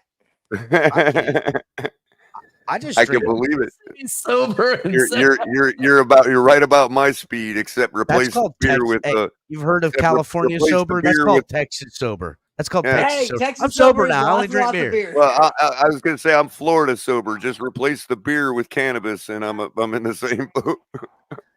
I'm Capitan sober. So That's like- let's see what I'm Capitan sober. So Oh, what we are you lost offering? We lost him. No, he's not. He's coming. He's coming to the. I was gonna say. What's it called? Saying that he's sober, all he drinks is beer is like someone from Texas saying, "Oh, I'm a vegetarian. I don't eat steak no more, but I eat hamburgers." I don't know what happened, but I was gonna say is I had to take a drug test for my new job, and I smoke a lot of. I used to smoke a lot of cannabis. I don't. Yeah, anymore. not anymore. Yeah, job. but like I did a cleanse, like a detox, and I took 3 tests before I went for that test, and I still popped positive, and I ain't smoked in forever. I don't know how long that Wow. it stays in your system, but it almost fucked me. Up to 55 days, depending on how heavy a smoker you were. That's not true. Okay, because you should have called me because I'd have told you what to do. God damn it. Well, enlighten me. All right, so there's the drink cleanse. Get it at the fucking head shop. Okay. You drink so here goes our hour and a half before the here goes our test. demonetization. Yeah, I'm gonna hour and a half before the get up. You drink that, you fill it up. Now, when I say drink it, I'm talking you pound that, you chug that whole fucking thing in one sip. Then you drink 4 times water. Then you fill it up, drink it with water, then fill that up, and kind of sip on it. You take however many pees it takes until you're peeing clear water, and then you're good to go for about an hour. I ain't looking for sympathy, but I got kidney stones, and they always make the test inconclusive. And I told them that it was gonna come back inconclusive. They didn't believe me, and it sure as hell came back inconclusive, and they still hired my ass. Yeah. Well, inconclusive doesn't mean fail, buddy. Yeah, and as long as they can get a doctor to sign off on it. Yeah, inconclusive doesn't mean fail. My sister's my boss. And they really wanted me, so it was cool. Mike, you said you get kidney stones a lot? Oh, dude, I've had over 200 kidney stones since 2009. Do you drink a lot of dark sodas? No, I don't drink nothing but water, bro, and beer.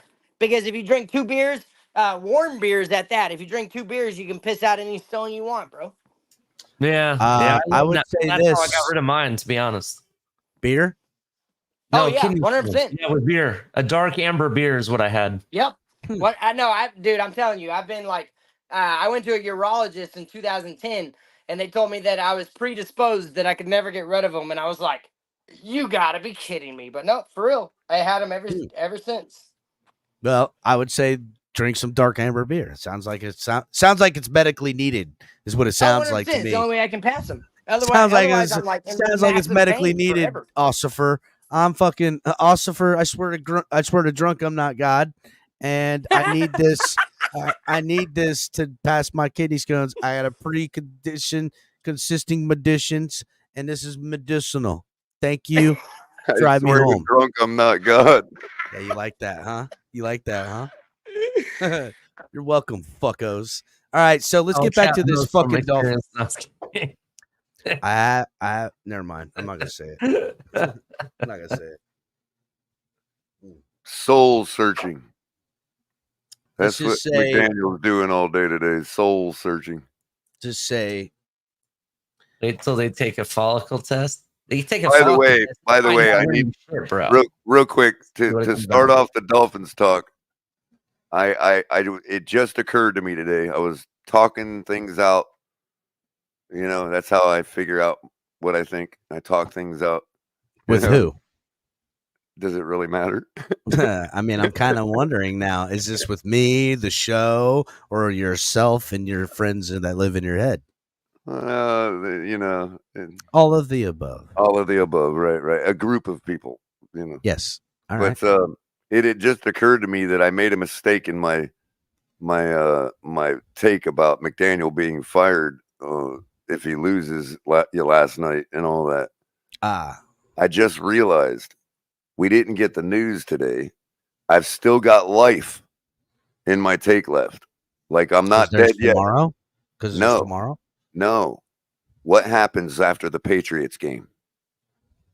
Bye week. It's in the same week. Is that what you're talking about? Within Bye the week. same Bye day? week. Bye week. Bye Bye It's week. a bye week. Yeah. The Patriots is the game. If the shit ain't changed and fixed by the Patriots, we have an entire bye week to get the interim head coach up to speed with the team. So Interesting. interim head coach aside, who's now in charge of the offense? Is it Frank Smith, or are they going to elevate Darren Bevel? Call Or me. they're going to do? They're going to I call think Darren me? Bevel will be. I think Darren Bevel is the proper. Yeah, the consensus I've heard when I've brought this up to people is Darren Bevel. It is the guy who is co-offensive coordinator that also was getting a lot of looks for brought in as OC to other teams. And it would also make sense if Ross told McDaniel that outright. He could have said, "There's 3 games to the bye week. You got 3 games." You know what I mean? You know who? Yeah, you know I who don't Ross know. is gonna Maybe. hire when he fires McDaniel, right? You know who he's gonna hire? Harbaugh. Vrabel? In Except house. he's got a job. It's not anybody in house. Anthony Weaver, easily. Vrabel? No, Vrabel? no. I wish it was because Vrabel. think about it. Me and Bill El Cap talked about this motherfucking with you Belichick. caller this morning. John about- Gruden. Not John Gruden. The guy Bill who came into Belichick. the place that we were trying to get that has no coaching experience as a head coach at all, except in high school. The guy from Dallas, and then he went to the Chargers. You know who I'm talking You about? talking about Hasselbeck? No, he's talking about the guy John that Beck? just got fired from the Chargers. Kellen not Moore. John Beck, He's is it? Yeah, shit. Kellen Moore. the head coach that just got He's fired shit. from Not there. the head coach, not the head coach. No, he was the OC Kellen Moore. in for Dallas before we got McDaniel. It was between him and Moore, McDaniel. Kellen Moore. Kellen Moore. Kellen Kellen Moore. Moore. He's been Kellen saying Moore. it. Yeah, Yeah, he's shit. okay. yeah, he's Yeah, but terrible, that's bro. what I we're gonna fucking hire hate because Kellen that's Moore. what they wanted to do. If it wasn't No. McDaniel, it was him. No, bro. I'm telling you, that's what they're gonna do. Or it's Bro. gonna be somebody like that has no coaching experience. Kellen Moore looks like a 42-year-old baby, bro. Get that fucking guy away from me. I'm just saying, bro, that is the Ross thing to do. He's gonna find somebody that's doing something hipster. Maybe he does yoga with somebody's Hotline, I grandma, ain't doing and that. he's gonna be like, "Oh yeah, I want that guy. Bring him in." Hotline. I'm putting lime. If you might be too old and don't leave the house anymore, but you rub the lemon on the side or the lime on the side and you put salt on it. It's a new thing. I never got it, but when I know nobody else has handled my beer, it's fine. Listen, So he don't Mike, know are you what trying the to say you fuck's like up. to lick on and suck on bro, the neck of your beer bottle? Alls I know. Hey, Hey. I am kind of lonely, Ali. You want to come over? It's fine. Hey man, I know what they say about Texas, but I didn't think I'd have snow. But that joke, I'm just done with it. I'm good. I know they got No, I need me a Smears, but I woman. didn't know they had those kinds. Y'all as send me, well. send me a 10, and I'll be good. Dolphins offense creates a tsunami in Boston. Ego Damask. What do you mean? I don't know what that means. Yeah, I was kind of confused by that too.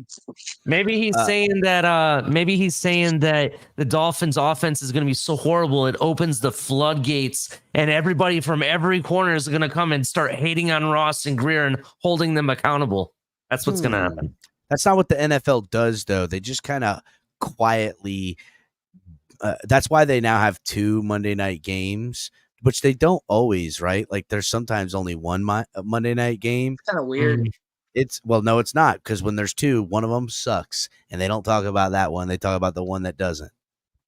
But they already had Thursday night games that suck. Why we need another game? I was hoping that they would. Way of fixing it. I was hoping they would put the other game on the jumbotron last night. I was so bored. Hey, X Factor, I take Ben Johnson in a heartbeat. That offense moves. It was funny as fuck. Lewis was up here, right? And he I was like, hey, I gotta go make sure these kids are in bed. And Lewis goes, hey, Cap, he goes, go put that Dolphins game on for them. That'll put their asses to sleep. Wow. Oh, wow. Yeah, put that Dolphins game on. That'll put their ass to sleep. That's what he said. Hey, Cap. It's so fucking funny. This shit was hilarious, bro. Yeah. By the way, we probably should add Mike to that Michael K group text too, because nah, he don't want to be in that group text. Fuck Michael K. Maybe we'll make a second group text with Sean from Bills, Red, White, and Bills. He's all right. But Michael K. Well, because we could have an incident starting up with Michael K after a while with Mike. You know what I mean? Because Michael K, you know him. He's gonna go in hard, bro. Bro. He's talking right now. He's talking about the logistics involved. Right now, he's talking about the logistics involved in how Mike is handling his beer bottle, and he ain't letting it go. I mean, it's kind of hard to go in soft. Just saying. All I know is he is watching Mike like a hawk. Oh yeah, he's like, who's this new guy? I've got to analyze him stem to stern. He's gonna run you through, Mike. He's over here, got his hand in his pants like Al Bundy, licking his lips, going, "Who's the new blood?" That's what he's fucking doing, that fucking creep. He's probably sitting on the couch with his hands in his pants, just like you said. And he's probably like, ooh, that guy in the aqua shirt. I like those lips. He got those lips. Hey, boy. He won't let It's about my tongue, guys. It's about my tongue. Yeah, every time he sees that, and he won't let nothing slip either, Mike. It's like he will find anything to fucking pick on, dude. Just so you know. And by the way, Mike, listen, he's gonna make a bet. If the Buffalo wins, he's gonna make you wear a Buffalo shirt so he can make a shrine of you. Yeah, dude. Yeah, he got me. I mean, I'm cool with it. Yeah, I'm all about it. I think Michael K has met his match. I don't think he realizes how thick Mike's skin really is. Yeah, Mike ain't gonna get under Mike's skin. I mean, Michael will not get Mike. Dude, I've been like made fun of my whole life. I've been bullied or whatever. I found myself. I know who I am. Bring it on. CB83, whatever, found out one night. Just bring it on. It's fine. Yeah, I don't know who that is. That TD83 guy. I don't know who that is. But CB. You remember him? It was like the show. Don't know who that is. Don't know who it is, bro. Ain't got an idea who that is.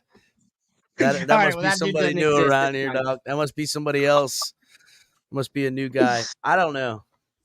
Maybe I'll run into him one day. There is a guy that is a member of the channel, long-time member at that, TD83. He's cool as fuck. I know that. This CB guy, I don't know who the fuck that is. Oh, did he change his name? Well, Mike, don't worry. You're gonna get caught up on everything that's going on in these bitches. I mean, I got all kinds. I guess. Wow. We got all kinds of shit happening. Michael K will be busily this evening after this show. He will be busily scouring this show for any tidbits that he can just pile on you about, Mike. Bro, so just delusional Patriots fan crushed it right now. He goes, I think the thick skin is what he likes. Wow. Definitely. That is so the thicker funny, the better. Hey. Yeah, He's trying. He's too scared to go after Mike already. He's trying to go back to me and talk about my mustache again. By the way, I think Joe the thick skin Levesque, is what yes, he it's likes. me, sir. I'm here. Oh, hey, Joe Risco's. He spelt it right. Thick, to a thick skin, boy, to a thick. Man, I'll tell you what. Good show tonight, boys. We ain't getting a lot done, but we're having a good time. That's for sure. Hell yeah. I mean, did we ever get a lot done? Hell yeah. I don't know. I can't remember. Had fun. I mean, it's kind of like a tailgate at a Dolphins game. It really doesn't matter what's going on inside the building. That's right. Fuck that. Hey, we ain't in this. God We ain't damn. in this. Color, anytime did soon, you are we? like drink like a fucking pot of coffee? Color has been sharp as a fucking tack. I got some sleep. I got some good sleep finally. Since it wasn't much to talk about after that debacle last night, I was able to get some good sleep today. I'll get on him. Nothing impressive so far. Gross. See what I'm saying? Nothing impressive so far. It's cool. Yo, what up? Josh Keppel up in Hey, there. Where you been at, Josh? Yeah, what's up, Keppel? That just tells you, Mike, that we're right. He was actually analyzing you. Like I was just gonna say, the most impressive thing is his pessimism. So I mean, it's cool. Oh yeah. Well, he's a Bills fan. I tell you, another person he can't get under is Tonk. Thank you, Josh. Thank you. Dude, I missed TMI Tuesdays. Well, it's on Thursdays now because I've been doing these episodes Thursdays. on Tuesdays. I think a lot of what saves Tonk on that is that half of it goes over Tonk's head. You know what I mean? Don't know what the fuck he's talking about. No offense to Tonk, he just don't care about like these little jokes and shit. So it like blows right over his head. You know what I mean? Mike, so Tuesdays, during the off season, I was doing a off episode called Broken Takes. And usually it's pre-recorded, and we usually have it on Tuesdays. And Talk moved to Thursdays because of that. So now that you're back, I'll leave Tuesdays to you, okay? And then I'll have my Broken Takes episode. I'll just fill it in where it's needed. So, hey, Joe, I am back to stay. Yes.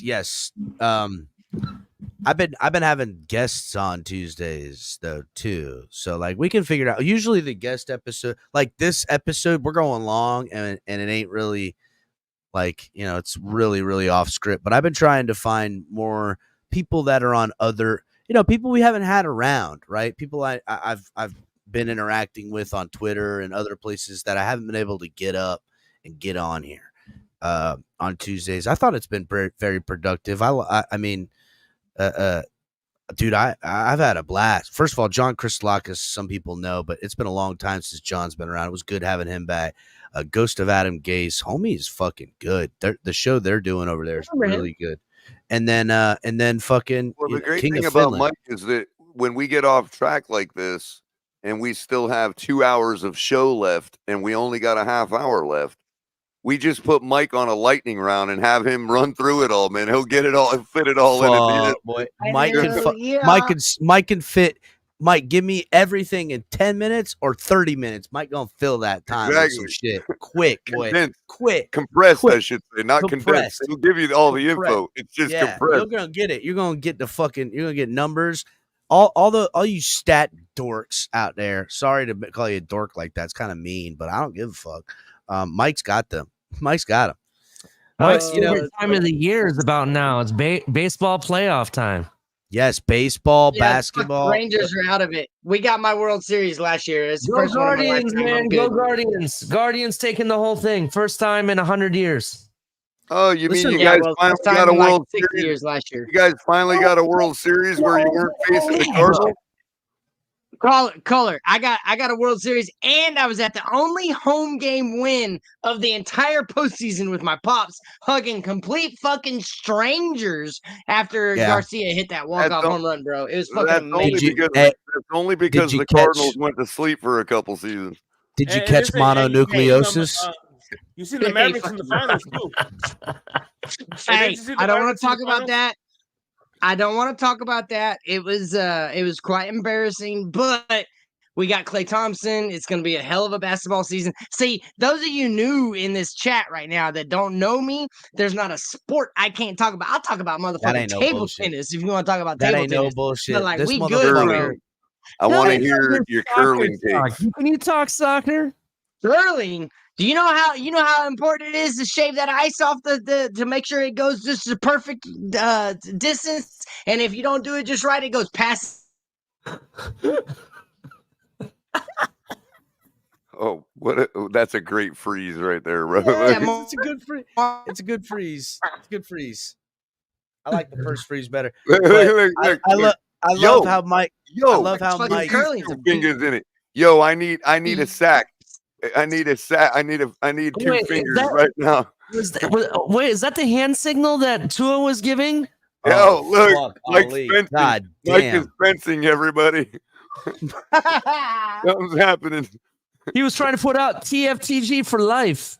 Mike got a concussion right here live on the show. First of all, I mean, I have surrounded myself with fucking heathens, bro. Straight savagery on this network. I don't give a fuck.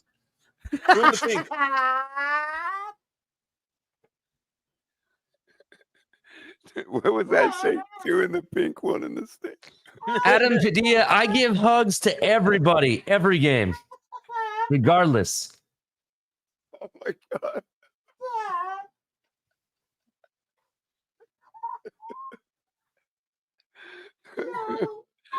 Can't believe you just said that. Fuck, Shake. Someone timestamp this. We gotta make this into a short real quick, bro. It gotta happen. Oh man. Oh, Mike's video is now working. Yeah, the video is like sluggish. Holy fuck, dude. You love how Mike. One in the pink. Look, one in the pink. Holy fuck, Shake. Bro. I wish you could see it from our view, bro. Shake. Holy fucking fuck. Oh, Mike, real quick. Quick. What just happened? Your internet kind of got spotty, so you kind of froze, right? I guess. I just had a whole comedy segment. Listen, the wolves jumped on you, bro. I've surrounded myself with fucking savages and heathens, right? And fucking then your camera skipped and your hand was kind of like this, and shit. They started giving takes, right? They started giving takes. Ali was like, "Yeah, he looks like he's doing Tua," and then Color's like, "Oh shit, Mike's fencing," but Shake goes, Shake goes, two in the pink, one in the stink. I swear to God, your hand was like that, bro. It was so fucking funny.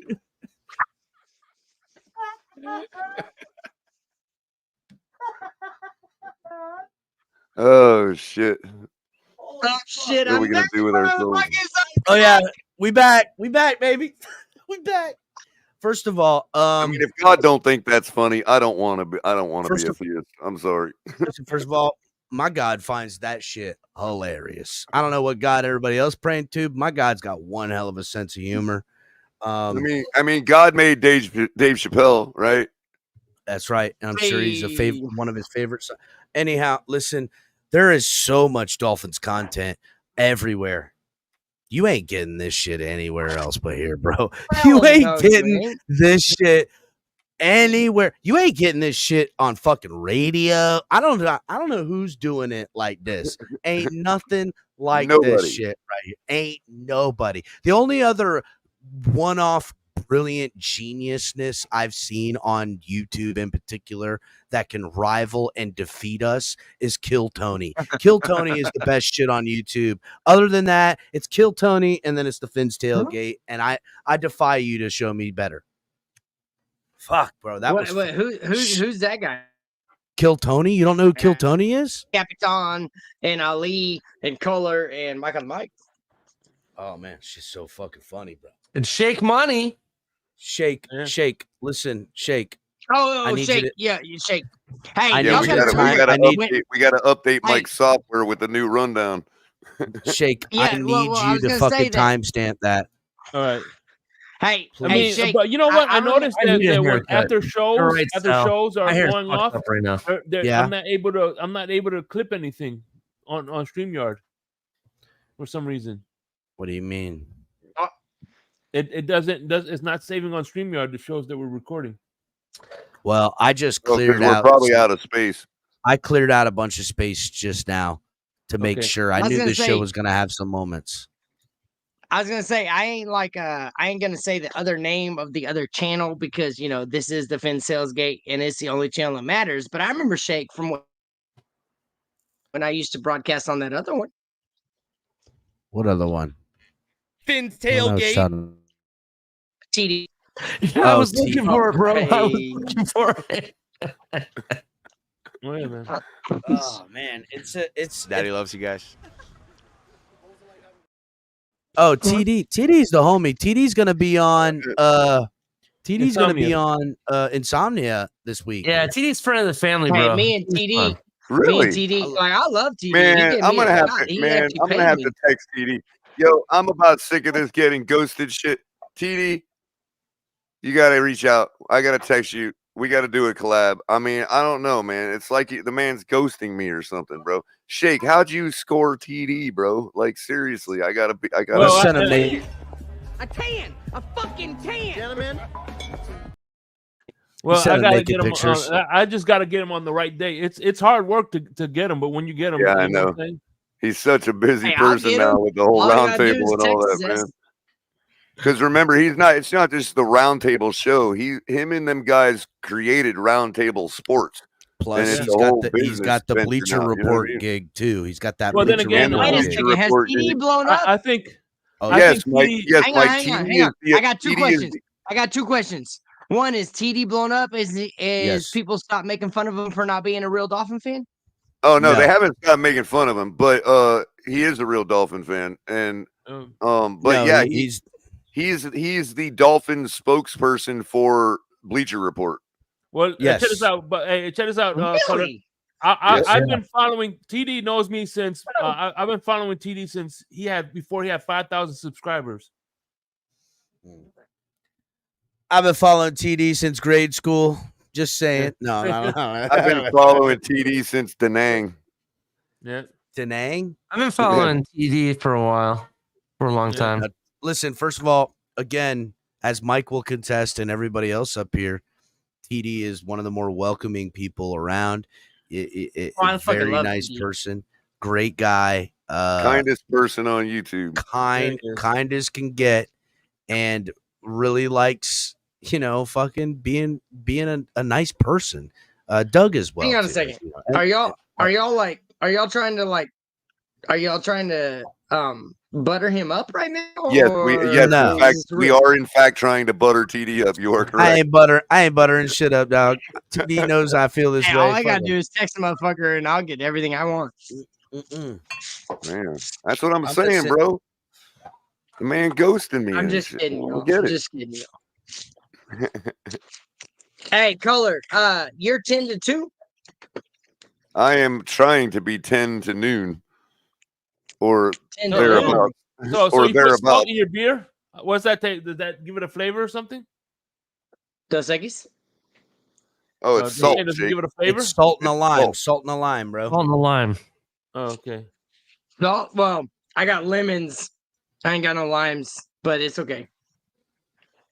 Same difference. So I you wanna look try like Color. something different. I want to use some. Hey, Color, what time? Color, what time are you on? So ideally 10 to noon or thereabouts, depending on content for the day. And then TMI. What's that? And then TMI is Thursdays. TMI Thursdays. TMI Thursdays. Ali, you Color. got Saturday. Saturdays. Yeah. Yep. Shake, when you on? Shakes on Wednesdays and Fridays, and he does recorded episodes of Insomnia, which he drops at what? Saturday at midnight. Yep. Yes, Saturday at midnight. Does a late night Insomnia episode. You just on whenever? No, just on whenever, calling the Cap? game, calling the games on Sunday. Always doing Tuesdays, and sometimes I do some Friday nights when I can get them. And in the off season, he'll usually do a couple hours on Sunday evening chill show, kind of. And but then Mike, as far as the mornings go, by the end of the week, because I'm the only one, kind of doing something in the morning. So by the end of the week, like you can tell like early in the week I'm hitting 10 o'clock, then it's like noon. Then by Thursday I'm firing it up around 2 o'clock and calling it afternoon color commentary. You know what I mean? So color starts strong, dog, but he kind of starts slowing down, and then come the Dolphins game on the weekend, he's right back up again. Yeah, so lately Thursday and Fridays have been afternoon color commentary, which is technically a different show than the morning show. You know what I mean? But Adam, thank you. You could either, on those days, it's like, again, however you want to play it, but like you could catch up the morning for those days, or we can continue with the afternoon theme for the later in the week. You know what I mean? Yeah. So every other week, you and I got to get on the phone and work out the details for that particular aspect of the, morning. Yes, sir.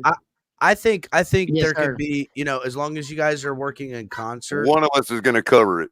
either sometimes it'll be one, sometimes it'll be both, you motherfuckers. And there honestly, might be times where I'm ready to speak and go at it, and you're not, but you can maybe gather some show notes for me, and vice versa. You know what I mean? Yeah, it's like I'm having to gather all my show prep and do the shows, and like come up with ideas, and you know how it is, man. So it's always better with another brain on the situation, dude. Even if that's all it was.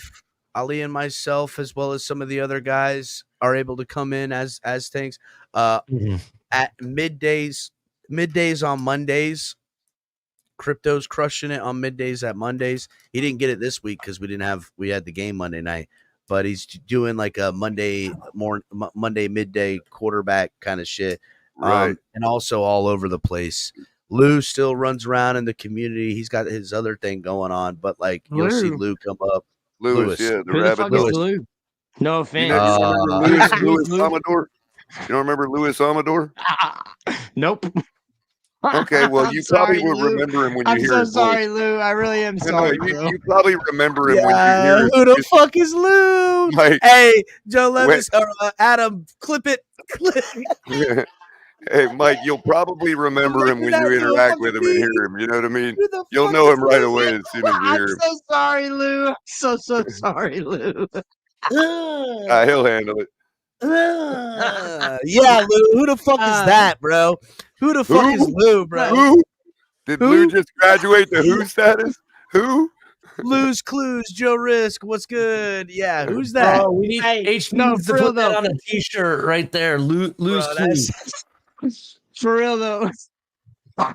Anyhow, yeah, Lou's the homie. Real quick, Mike. So the other thing is, Mike, I'm trying to make it consistently at 10 o'clock.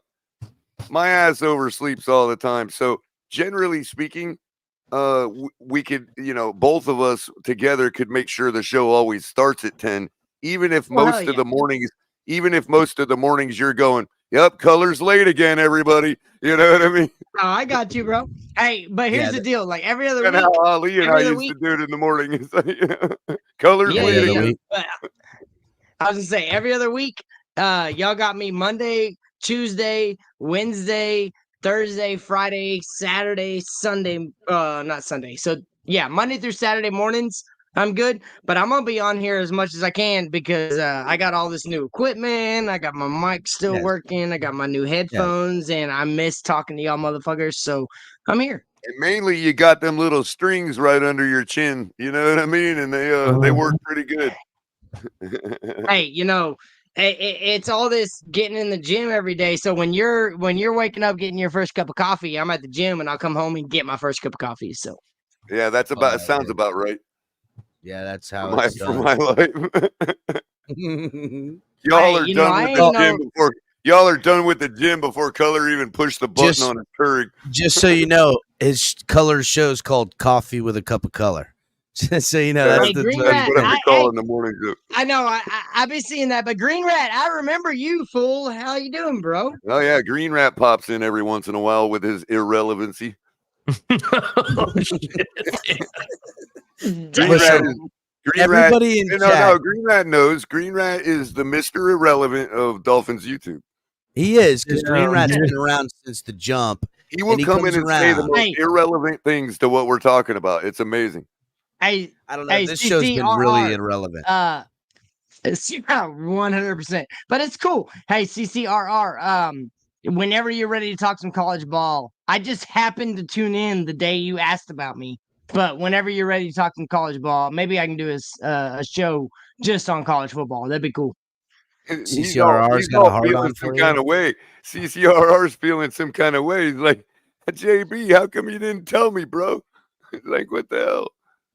I know MC did he did Omen's work not letting this out though, because that's my boy. CCRR, he's like the only motherfucker. Hang on, color.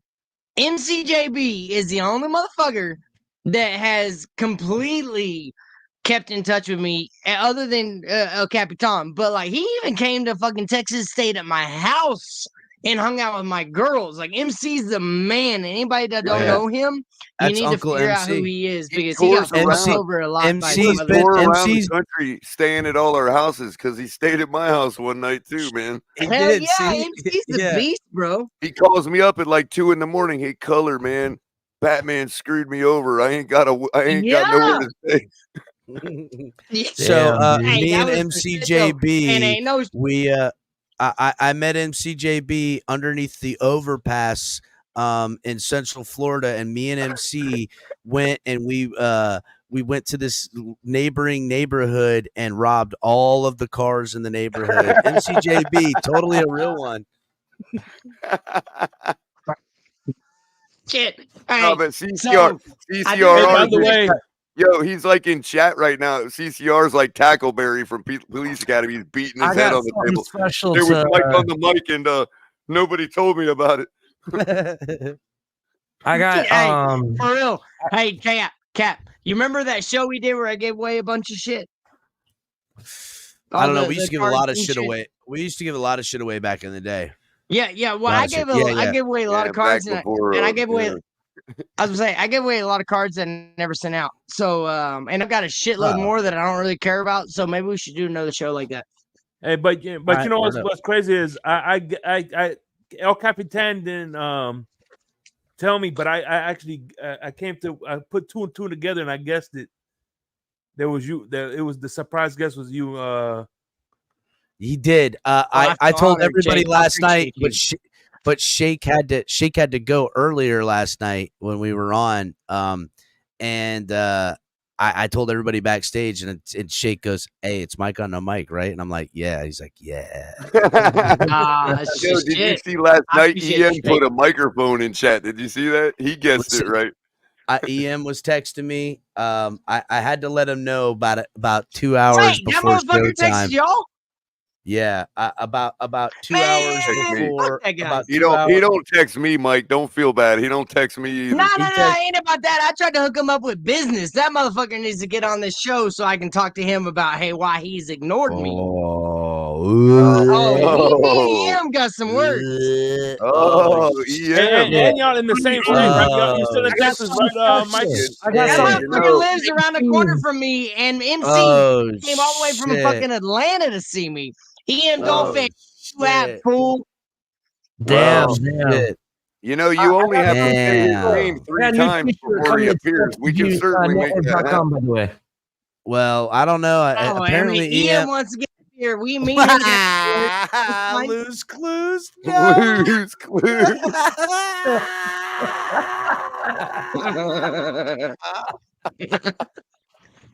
Fuck, dude. Lou is gonna be so pissed at you guys. Oh my god. But I love you, bro. I told you once before when I started this shit, I will always fight right next to you, bro. No matter what. You're a real motherfucker, and I mean it. And listen, let's not act like Ali isn't just indiscriminately just doing this to everybody, bro. He always Ali. Anytime Ali is quiet as fuck over there in the corner, and I see him staring like this way, he's cooking up some shit right now, bro. Ali's that guy. Ali's that guy that'll put "with all due respect" in front of everything, and then totally insult you. Insult the shit out of you. Yeah, I was over here talking about EM terrible take juice,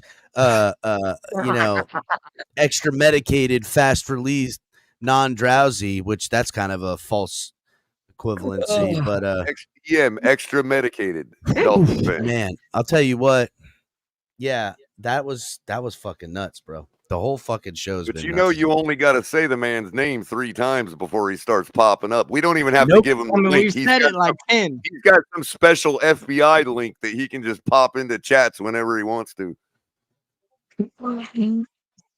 I don't know. We'll see. I don't see him in there, and he hasn't texted me. No, he definitely is here. I'd have said some texted shit me- if he was here because that motherfucker I ignores me. let him know. I let him know that it was going to be Mike because I let him know Hey, early. Mike, you 'cause going to the Houston game, wa- Mike? He wasn't. You know, he's the homie. MC got me a ticket, so I'm going. Which You're game? going to the what? The Houston game? Yeah, MCJB, he got me a So- ticket to the Houston game, so I'm heading down there. I got a buddy down there too.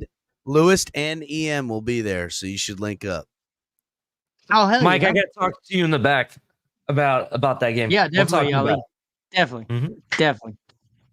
Hey, Oh, all I gotta fuck. say, y'all, is this motherfucker, dude, this has been, yeah, EM has sauces, not sources, Joe. Nah, y'all, man, I miss y'all. I miss every single one of y'all. I miss all the people in the chat.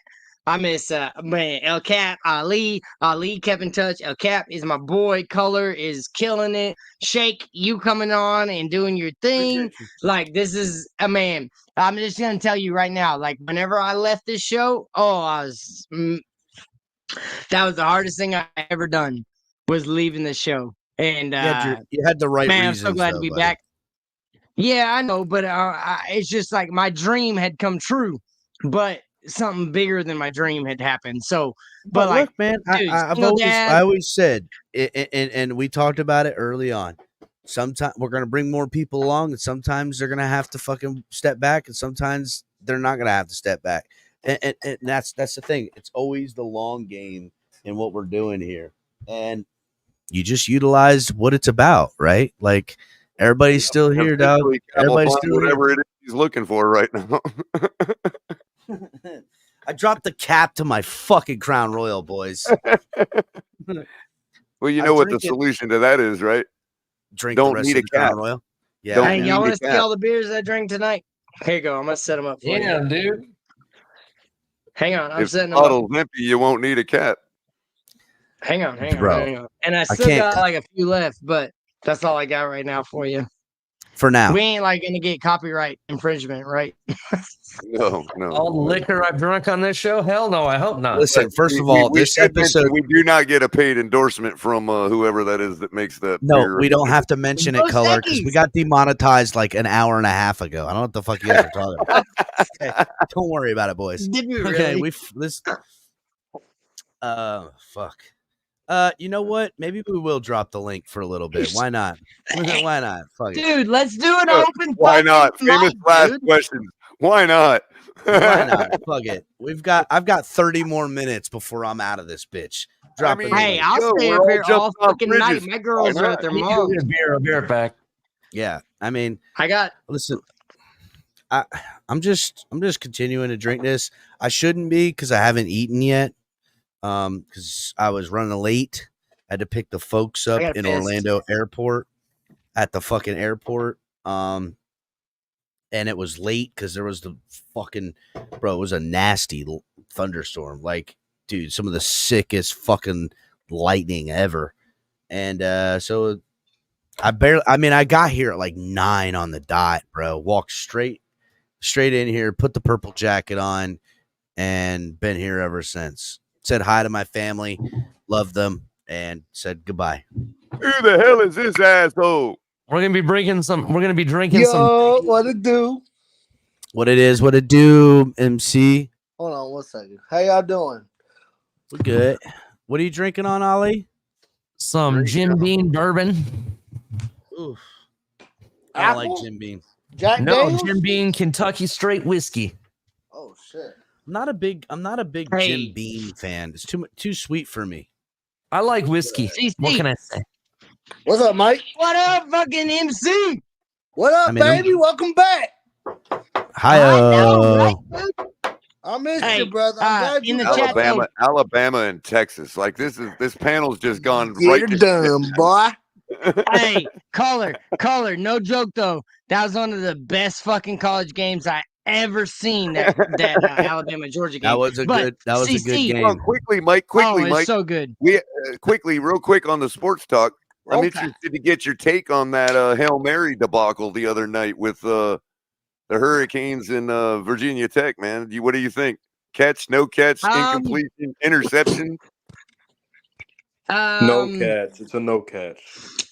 I think it was no catch, but at the same time, I think that Alex, what is that? A picture of your Tinder account trying to show some fake picture? Is that Yeah, fucking Mets trick? Jesus. The Heisman having Cam Ward as GoFish.com picture on there. What's up, Alex? Yeah, what's up? Who is that? What's Is going that on? Alex Diaz? No. Alex Diaz. No, it's not.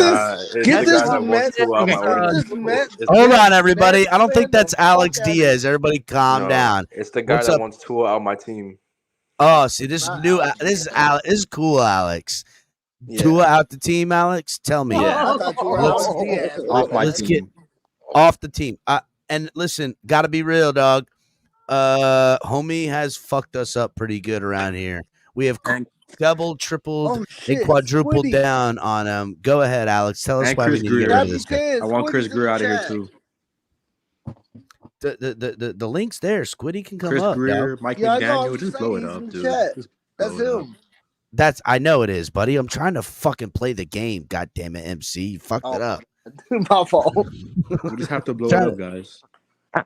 Go ahead, Alex. I'm just saying we have to just blow it up, man. Just blow it up. That's it. Blow it up, but okay. Blowing it up. Hang on. Why you say blow it up, bro? All we lacking is the quarterback. Suck. We just lost to the Titans, dude. Yeah, but well, I mean, I get it. I get your frustration, but all we lacking is a quarterback. So why blow it up? And a coach. Well, because Mike McDaniel sucks, Chris Greer sucks, he can't draft, and Tua's a fucking noodle arm quarterback, and he can't draft. Wait, he can't draft. We got Jalen Waddle, Devon A-Chain, we got Jalen Phillips. Then what do you mean he can't draft? Well, he's drafting Channing Tindall, with the Cam 5th Smith. overall pick, he picked Tua Tagovailoa over Justin Herbert. That's all I have to hear. I ain't going to argue with you. I definitely disagreed with that pick, but since then, he's got Jalen Waddle, Jalen Phillips, Devon A-Chain. He's got some studs, man. He's got Kadir Kohu. I mean, he's got some okay, I'm not going to argue with you too much, but like for real, the dude's got some hella good draft picks. And Mike, I agree with you. Maybe you're right, maybe you're wrong, but like he's got more good than bad. I agree with you, Mike, but this is a quarterback's league, you know? Like the quarterback is literally what makes and breaks a team and gets them to success, you know? Agreed. And that's why he brought Mike McDaniel in, who with Tua, and that's, asterisk, with Tua, Mike McDaniel's fucking great. Without Tua, and I understand that, but the last 8 games when they figured out Tua and he was, performing really bad, he has 8 touchdowns and 8 interceptions in his last 8 games. He's 3-5, and against teams over 500, he doesn't look the part. Don't get me wrong. Correction, that's 7 touchdowns in the last 6 games. Okay, 7. Sorry, 7 touchdowns, 8 interceptions. Yeah. Alex, I don't know if you were here in the beginning when I was first here, but I'll tell you right now, I was never a fan of Tua, but and I've never been a fan of Alabama quarterbacks, and never been a fan of Ohio State quarterbacks. CJ Stroud's changing my mind about Ohio State, but Tua, for what Mike McDaniel wants to do, Tua is the best. I mean, there ain't a quarterback in the NFL that can run the offense like he does. I'm not saying Tua is great. By all means, I don't think he's great. I think he runs this offense better than anybody else. I don't disagree with that, Mike, but I want to pause you right there for a second and just say you're absolutely right. The problem is that offense sucks. Yeah, it sucks without Tua, 100%. Like, no, you're missing what I'm saying. With Tua, when whatever Mike can get out of his offense, if it's the best it can be with Tua, it still sucks. Greg Fontaine, I like your profile picture. I like it. Like Mike, what I'm saying now, I've shifted from being I've admitted to being a hater, right? But I'm not a Tua hater. Yeah. I'm not a McDaniel hater. I'm a system hater. I can't stand what we've been doing here. I think I get you, but I'll say this. Even if it's even if Mike McDaniel gets it all perfect and Tua's the guy and all that, I think the system sucks, and it ain't a winner. I don't disagree. I don't disagree with you. I don't think we'll ever win, and I've been saying this for years, the last 2 years at least. I don't think we'll win a Super Bowl with Tua, but it's the most successful the Dolphins will be if Tua is healthy running this offense. But Alex, 100%. I would have taken Herbert in a million years over. Me too. He has such good arm talent. But Herbert's got Herbert, Aaron Rodgers, Brett Favre, John Elway. The guys, Mahomes. Mahomes is a different breed. But I disagree with all of you. Yes, we should have taken. We should have. It would have been great to take Herbert. But if you look at Herbert's stats in the fourth quarter in the playoffs, the motherfucker sucks. He's terrible. He sucks. You know who the best quarterback in that draft is? You know who the best quarterback in that draft is? And goddamn Jordan Love is the best quarterback in that draft. Well, you know what's funny? Right. You know what's funny? Hang on. You know what's funny though? Is there's one quarterback right now that's killing it that I said was going to be the only successful quarterback in that class. Sam motherfucking Darnold. That motherfucker. Oh shit! I know, right? But no, hang on. But I said it. I don't know if I was on record here or not, but I said it. That's the only quarterback in that draft. I watched him beat Texas, but I watched him beat Texas by manipulating the defense. I watched him beat Texas by moving defenders. And so he went to the Jets. The Jets fucking suck. They had sucked for a long time. He's in a good system now with adequate personnel. With an amazing and he's doing his thing. By the way, too. With an amazing but I'm not saying 100%. I'm not saying Sam Darnold's the guy, but that guy, he always had the ability to run an offense. It ain't about running an offense. Moving defenders, looking off defenders. Flores, man, he's doing his thing in Minnesota. He really is. Flores is the best defensive coordinator we've seen in the last 10, 15 years. But that's all he is a coordinator. Just like McDaniel should be an offensive coordinator. That's all he is. But hang on, Alex. Alex, I got a question. Yeah. What quarterback right now, could lead this offense? The quarterback that I can give you 3 quarterbacks right now that could lead this offense. 1, Brock Purdy. Really? Yeah, I think Brock Purdy can lead this offense. Brock Purdy, I would say, like you said, Sam Darnold would be pretty good on this offense too. And I know you guys are probably not gonna like this next pick. You have Brock Purdy, you have Sam Darnold, and man, I don't even want to say him, but really quick though, Mike, are we talking about a West Coast or are we talking about Mike McDaniel's? No, I'm talking about Jared Goff. Wait a minute. Mike McDaniel's wrinkle. Mike McDaniel's wrinkle. Hold on. It's called Mike McDaniel's wrinkle. It is a West Coast offense, which is run by 80% of the league.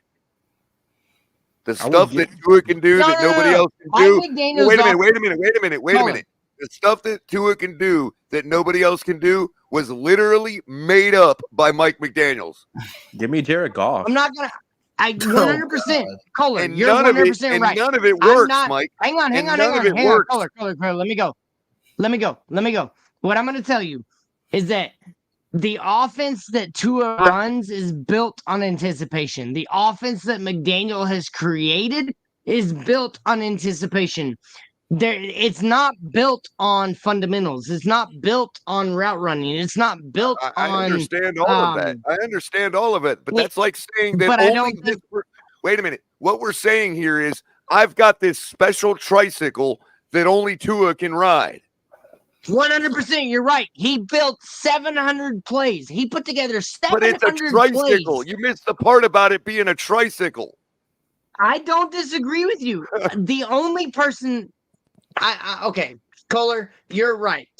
The Mike reason, McDaniel, I said this earlier. Listen to what I'm saying. Listen to what I'm saying. The reason that only Tua can run this system and that very few others can is for the same reason that you can't ride a plastic big wheel. You're an adult. I don't disagree with you. I'm going to tell you right now, and I've said this before. That's like saying, maybe I'm inferior. I'm inferior because I can't ride a kid's bike. No, dude, Kohler, you're right. I'm not arguing with you. I think Jared Goff. Jared Goff would be good in this offense. Wait, I want to hear. Maybe. I want to hear your response, Mike. But go ahead. What I'm going to say next is McDaniel got hired because he put together a 700 play tape of things that he thought Tua did great, right? But in the reality of things, McDaniel's offense sucks without Tua. It's proven. It sucks. His with Tua. offense it's was proven. supposedly his offense was supposedly QB friendly. You've seen now with Skylar Thompson, Boyle, who ran the offense better than anybody else has, other than Tua, and Tyler Huntley. It's not QB friendly. And wait a minute. It's not and QB Tua. friendly. And Tua. Wait a minute. You left off the most important part.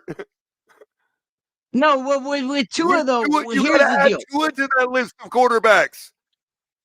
I don't think we win a Super Bowl with Tua. I've said that, and you can ask all my friends. I don't think we ever win a Super Bowl with Tua. Mike, what I'm saying is, you just listed the quarterbacks that have not had success in this offense. You did not include Tua.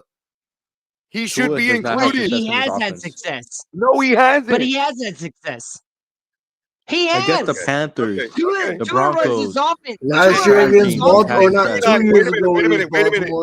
Then you and I have just determined that we have a different definition of success. That's okay. It's fine. You know what I mean? I want to go. I have a different definition of success. I want to see a Super Bowl. Stop. Kohler. Hang on. Everybody stop. Kohler.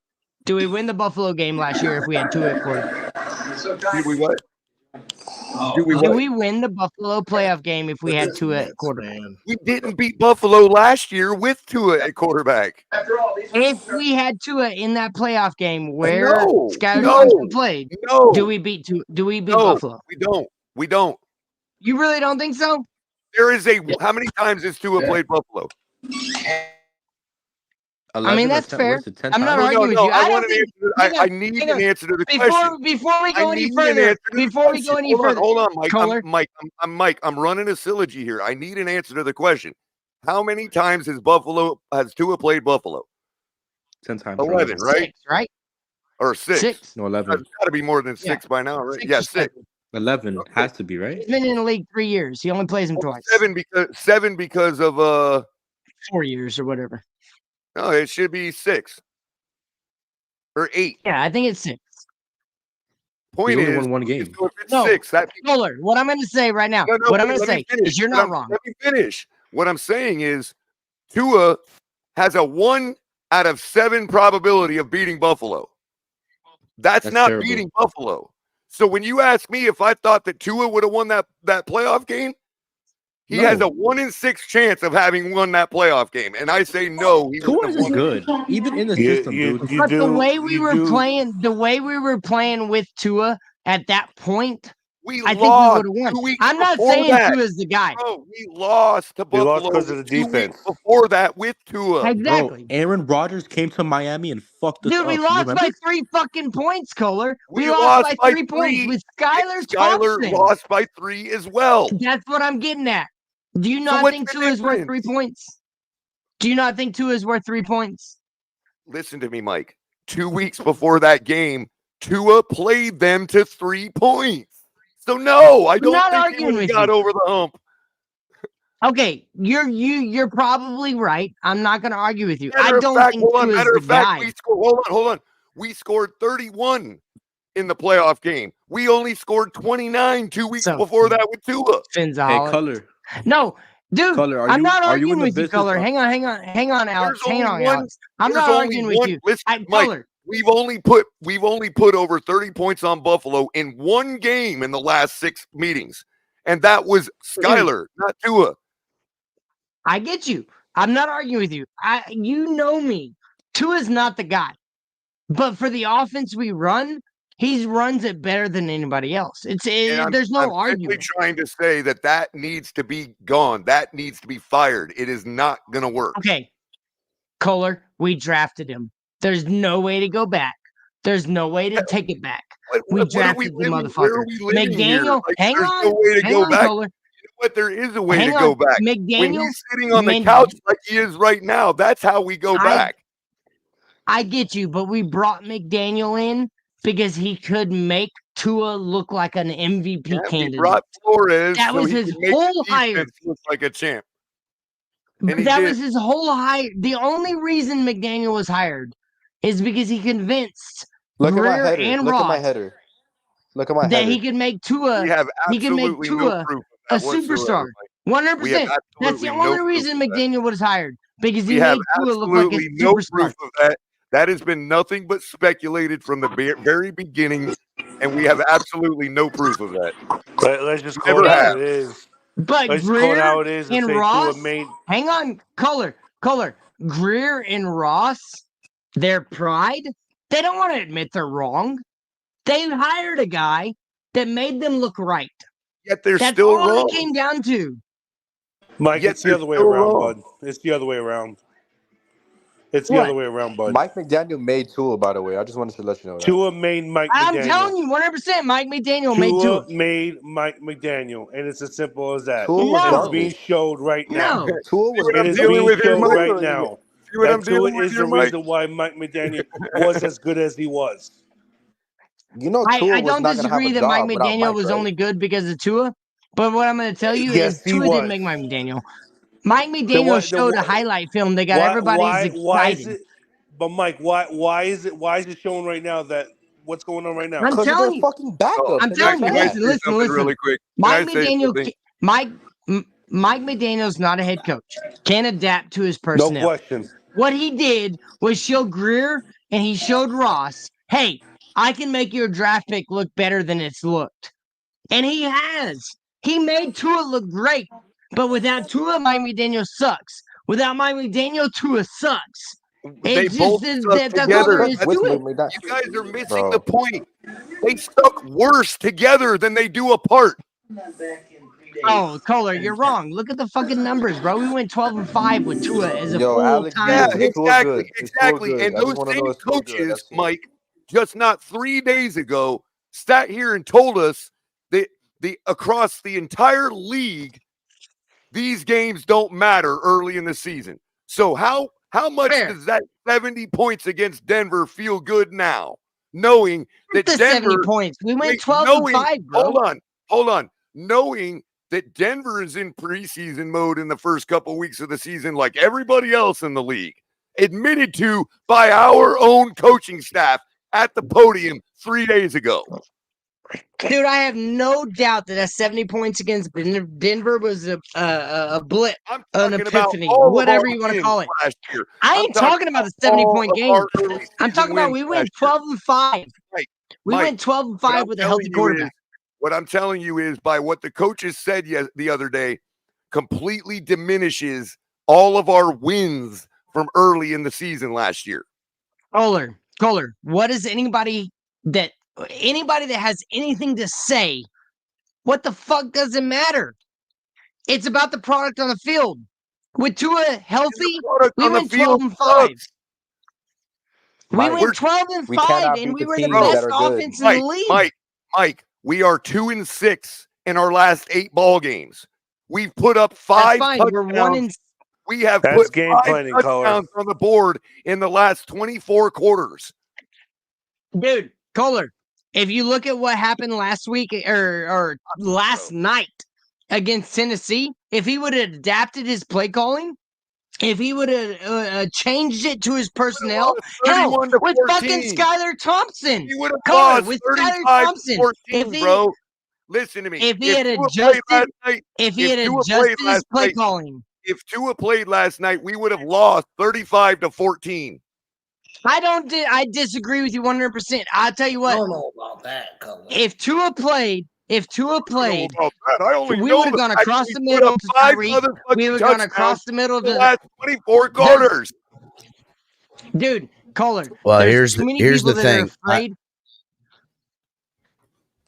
Here's the Go thing. ahead. Here's what I hear. 4 touchdowns this year. Here's 4. what I hear. Here's what I hear. Tua and Mike McDaniel are a symbiotic relationship. 100%. One cannot survive without the other. There's no disagreement there. I'm just simply saying they suck. Well, even at the height of parasite and host relationship that is part of this symbiotic relationship, still isn't good enough to get it done.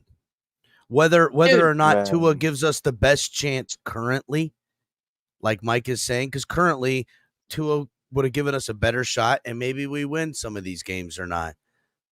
But let's not act like that's ever going to be good enough in the NFL. That's the reality. Okay. I'm going to tell you right now, the reason we're losing is because we don't run the ball enough. I will give McDaniel credit. That's never going to stop. I agree. But I'm going to give McDaniel credit for one thing. And if those of you who knew me before, you know that I was the biggest fan of the McDaniel hire. I was absolutely ecstatic when we hired him. The only thing he's good at is the run game. And if we would run the ball 70, 80% of the time, we'd win every game, regardless of who the quarterback is. But he calls running plays that average, we'll say, 5 to 7 yards a carry, and then he goes away from it because he wants to show everybody that his passing game is as good as his running game. Mike, everything you just said, Mike, is directly contrary to what actually happened last night.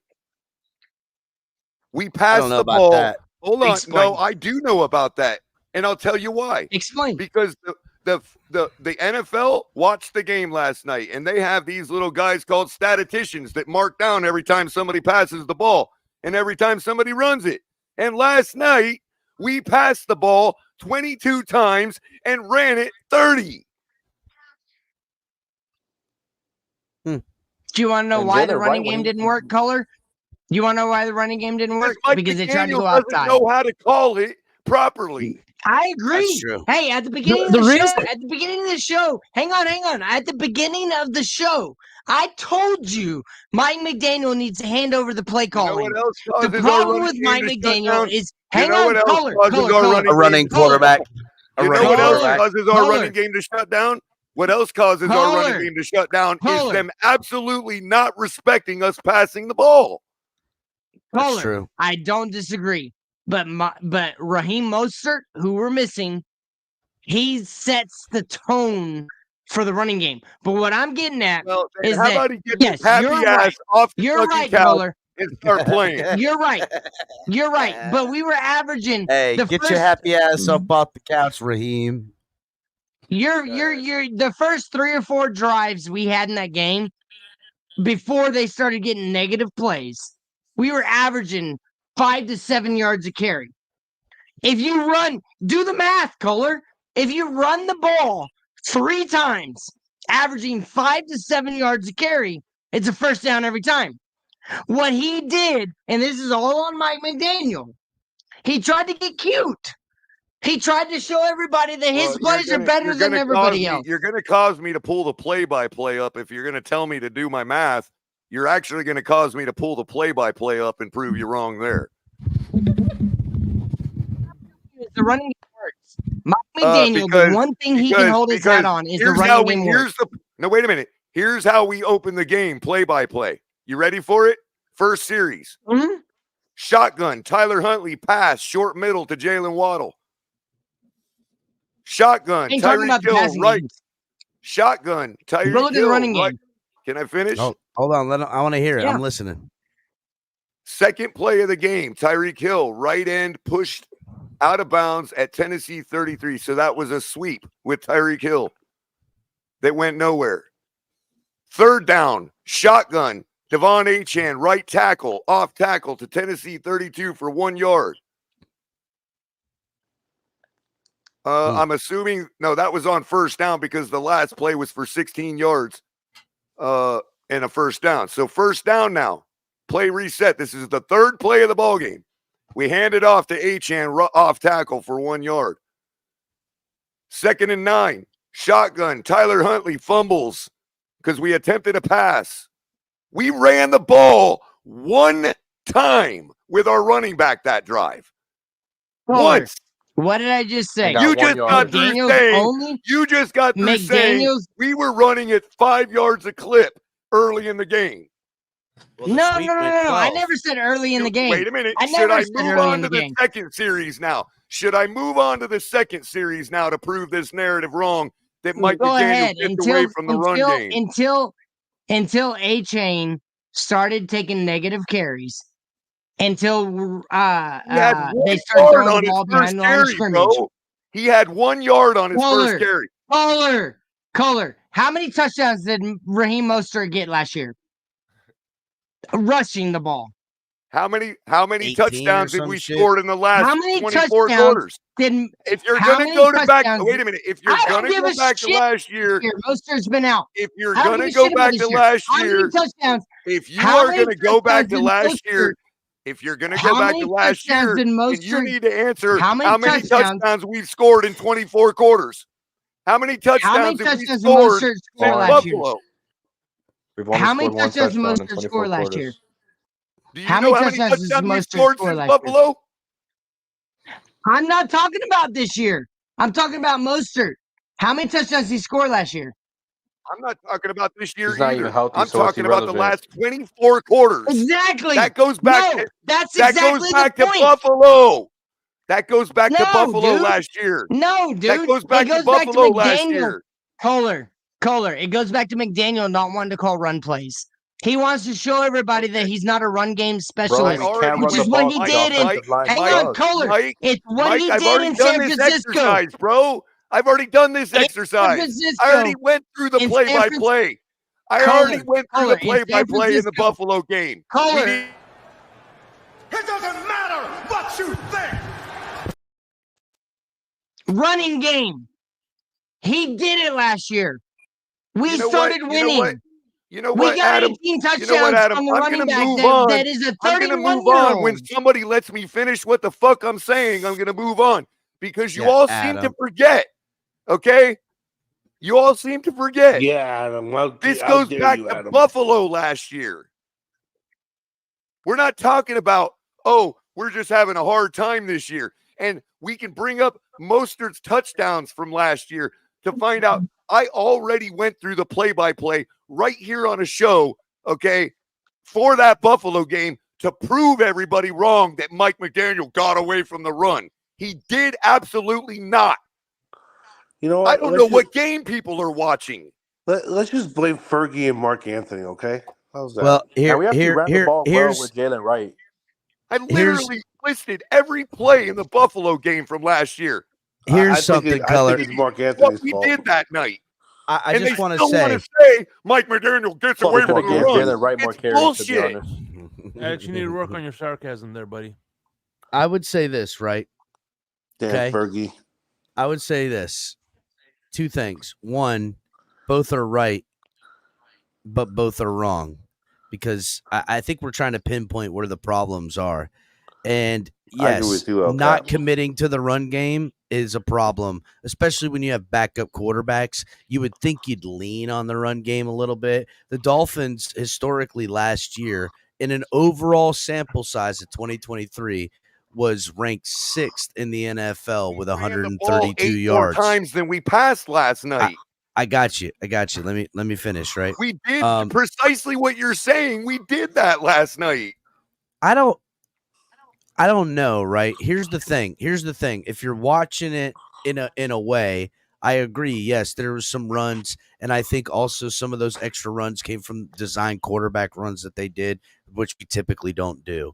But that tilted the scales towards the average, I think, as well.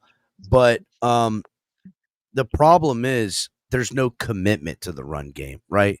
We can be successful. Now, Mike, I do think it's a bit of a stretch to think that Mike McDaniel wants to prove that he's not a run game If coordinator. there's no commitment to the run, then how did Mostert score all them touchdowns? I got you, buddy. I get you, right? Because But to your own 5-yard point, line.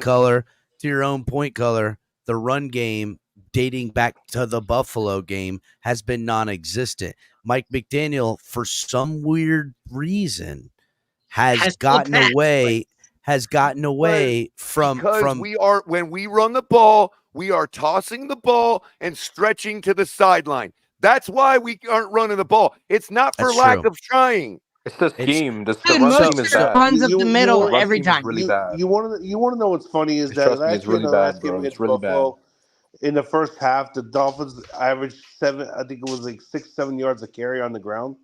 And then what does McDaniel do in the second half?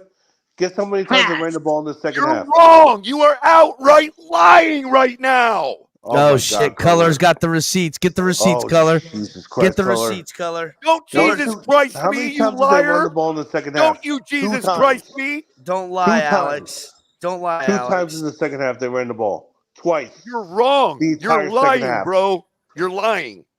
Okay, Yo, I'm Color, okay. Color. Can you tell him that the run scheme Color, is not go good find enough, Mark bro? Anthony. Maybe he'll have the receipts. Yo, Mark Color, Anthony. can you tell him the You know run what? scheme How is not about good you enough? go find Mark Please. Anthony? Maybe he's in back somewhere, bro. You're gonna fucking insult me, bro. You're gonna sit in back until somebody else decides to bring you the fuck back You up. heard me, Color? Oh damn, the Alex! run scheme Don't do isn't that good, to man. Alex. Hold on a The second. run scheme isn't good. We do toss Last plays. time We I don't run it up checked, the Mark gut. Anthony's one of our minority owners. Okay, What does that got to do? maybe with that's anything? the problem. Why don't we fire him too? I think we should. Chris I Greer don't know too. why. Fire Chris Greer. I agree. Fire his ass. Hold and on. fire Mick McDaniel and Chris Greer. sat here and ran and literally read the play-by-play for that game because of what Alex just said, okay, last year, and proved everybody wrong. He wants to sit up here like we all forgot and sit here and lie.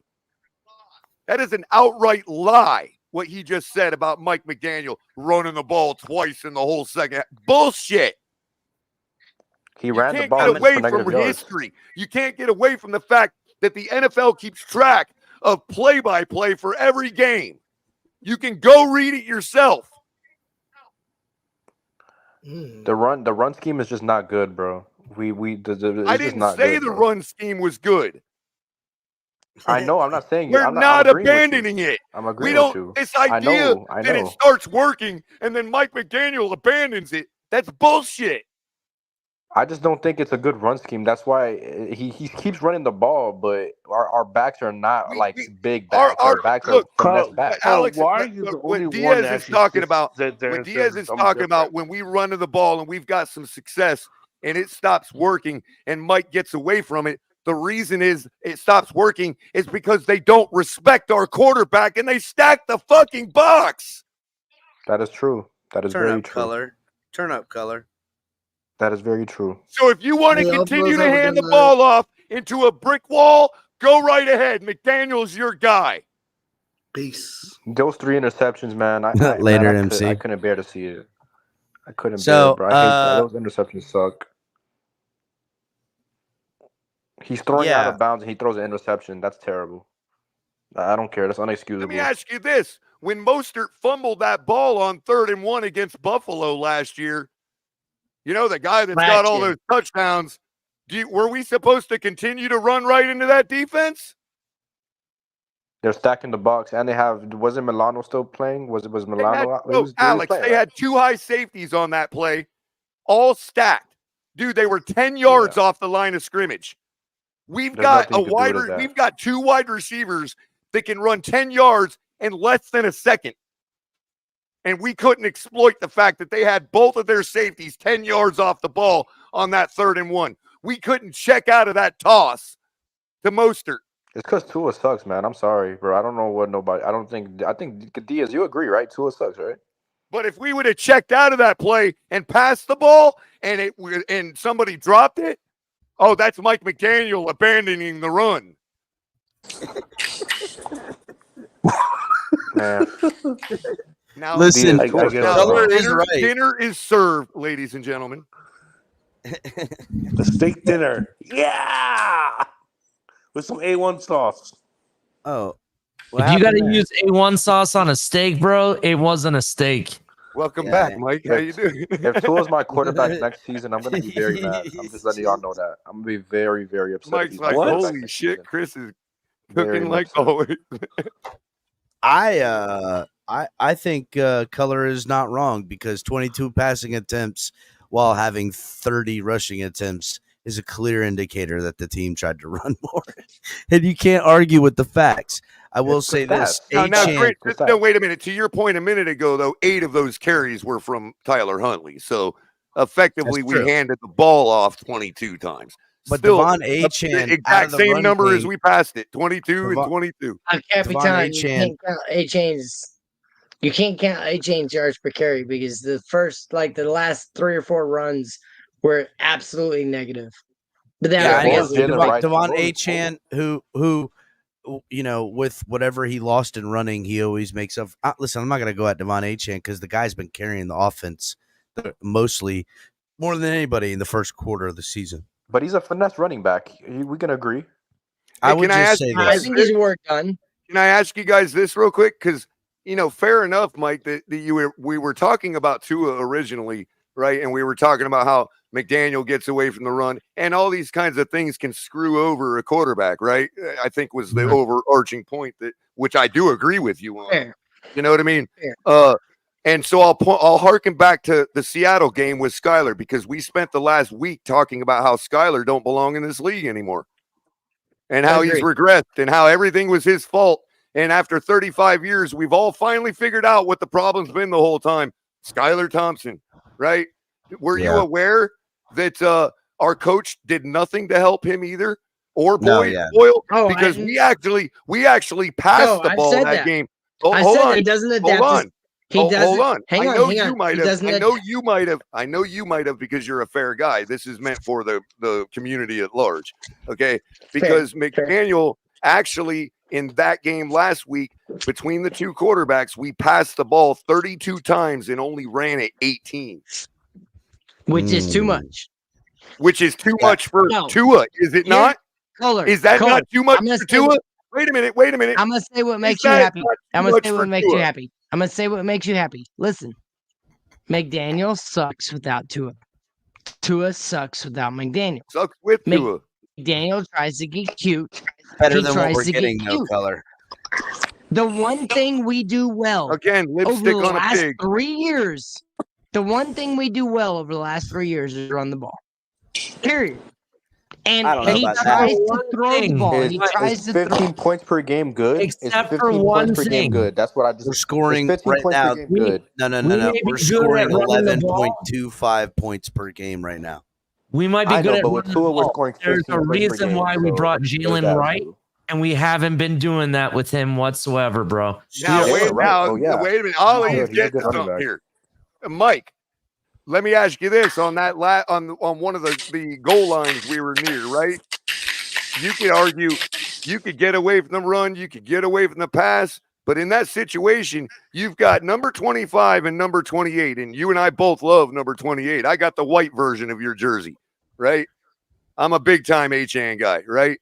Who do you hand the ball off to in that situation, though, bro? Achane or Jalen Wright? Jalen Wright.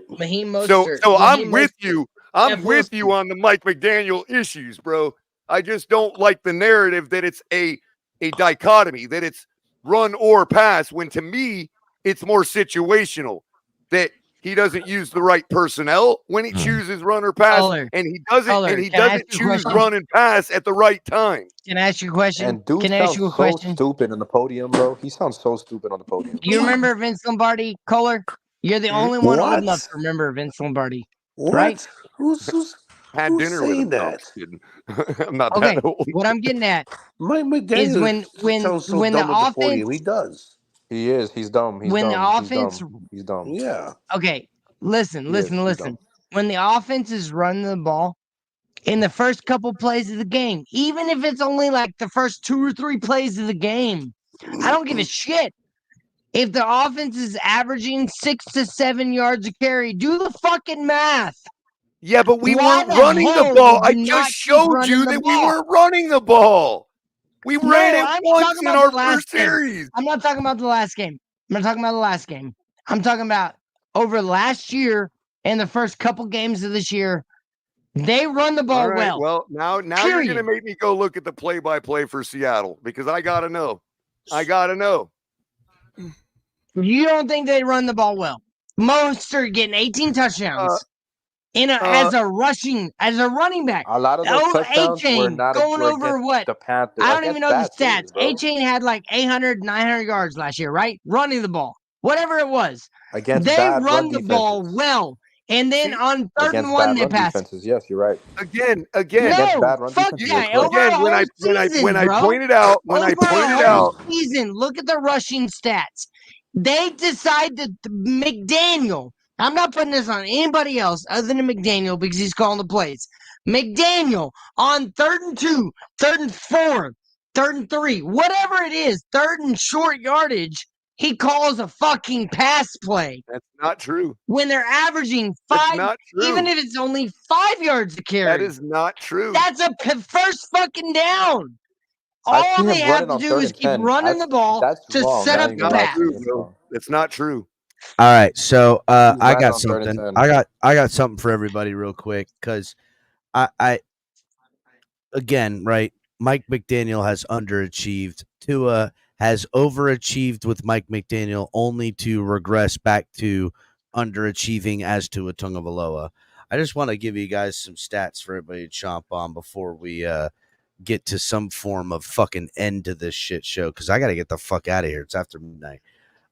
Just so everybody knows, Brian Flores with an inexperienced, unfucking knowledgeable, unable to build an offense, co-offensive coordinators, mishandling Tua Tagovailoa, whatever. Win percentage 61.9, averaging out to 62%. At this current juncture, Mike McDaniel with Tua and this tailor-made offense, Tyreek Hill, Jalen Waddle, Armstead, Mostert, Devon A-Chan, Bradley Chubb, Jalen Ramsey, all of the money to go flush. 62.5% win rate. It doesn't make it. And we had a better defense with Flores. So give me Flores. The fuck, give me Flores, again, man. This is the crazy part, right? Now, look, that percentage is going to change because the full sample size of 3 years comes at the end of the year. Mike McDaniel could be far and away underneath Brian Flores come the end of this year. He is. We're going to be really bad this season. I have a feeling we're going to be terrible.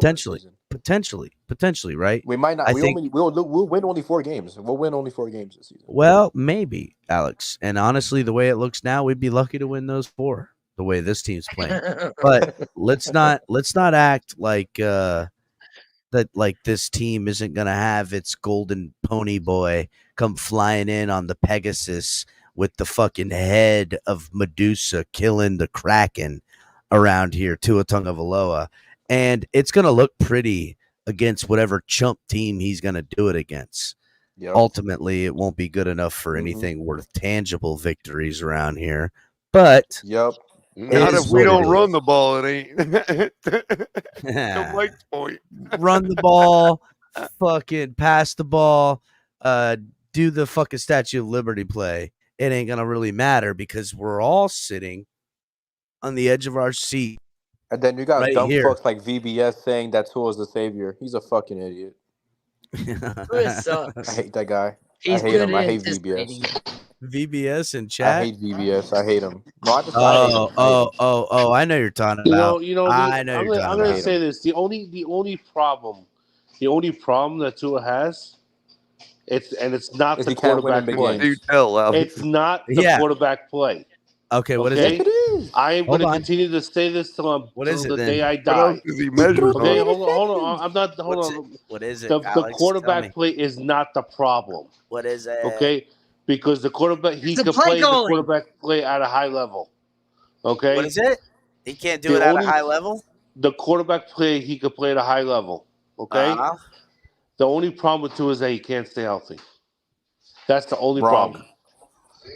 Ultimately, hold on a second.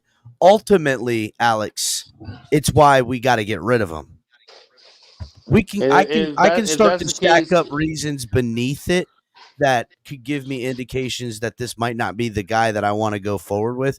But ultimately, the fact that he is a literal ticking time bomb at any given moment that could be gone for the year, the season, career, whatever, that I can't. I'm not willing to live in a paradigm where I am just waiting for some cheap shot or some him to take a slide. Look, listen, I hear all these people like, why would Tua go ahead first? I seen Lamar Jackson and fucking Josh Allen in the same game, both slide and get lit the fuck up with no penalties that would have knocked Tua into next Tua's day. Okay. And I can't live like this. It's not worth it. There's nothing tangible to build upon. Go ahead, Alex. I don't think we're tanking, but we're definitely going to lose like every game. I definitely think we'll lose every game. In addition to this, Alex, I'm going to go out and say this. I'm sorry. We'll just lose every game. Crap. The reason Tua is not, it does not have good quarterback play is the same reason people hate on Herbert. In the biggest moments or the biggest game, they find a way to shit the bed. Every big game Tua has played, he has played like he got beat up by his wife, caught with some prostitutes next to Tiger Woods. God damn, Ali.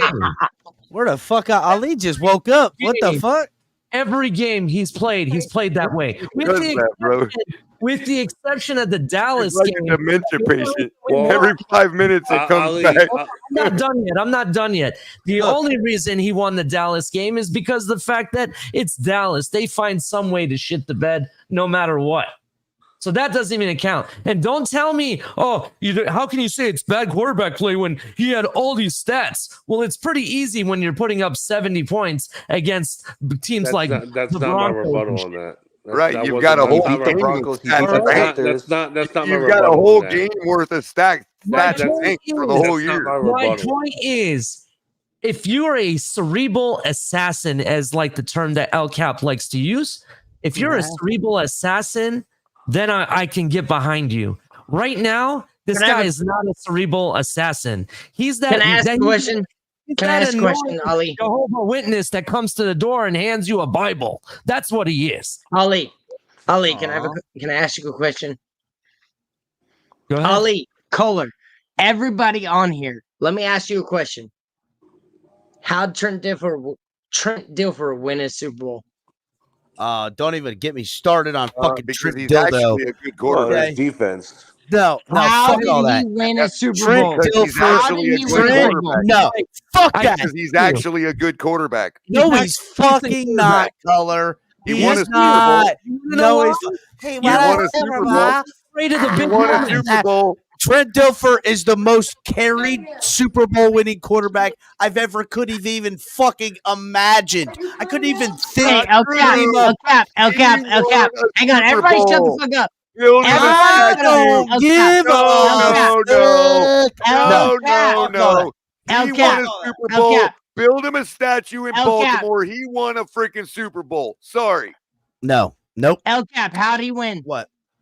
How'd he win? How did he By win having the Super Bowl? defense carry him along with the running game.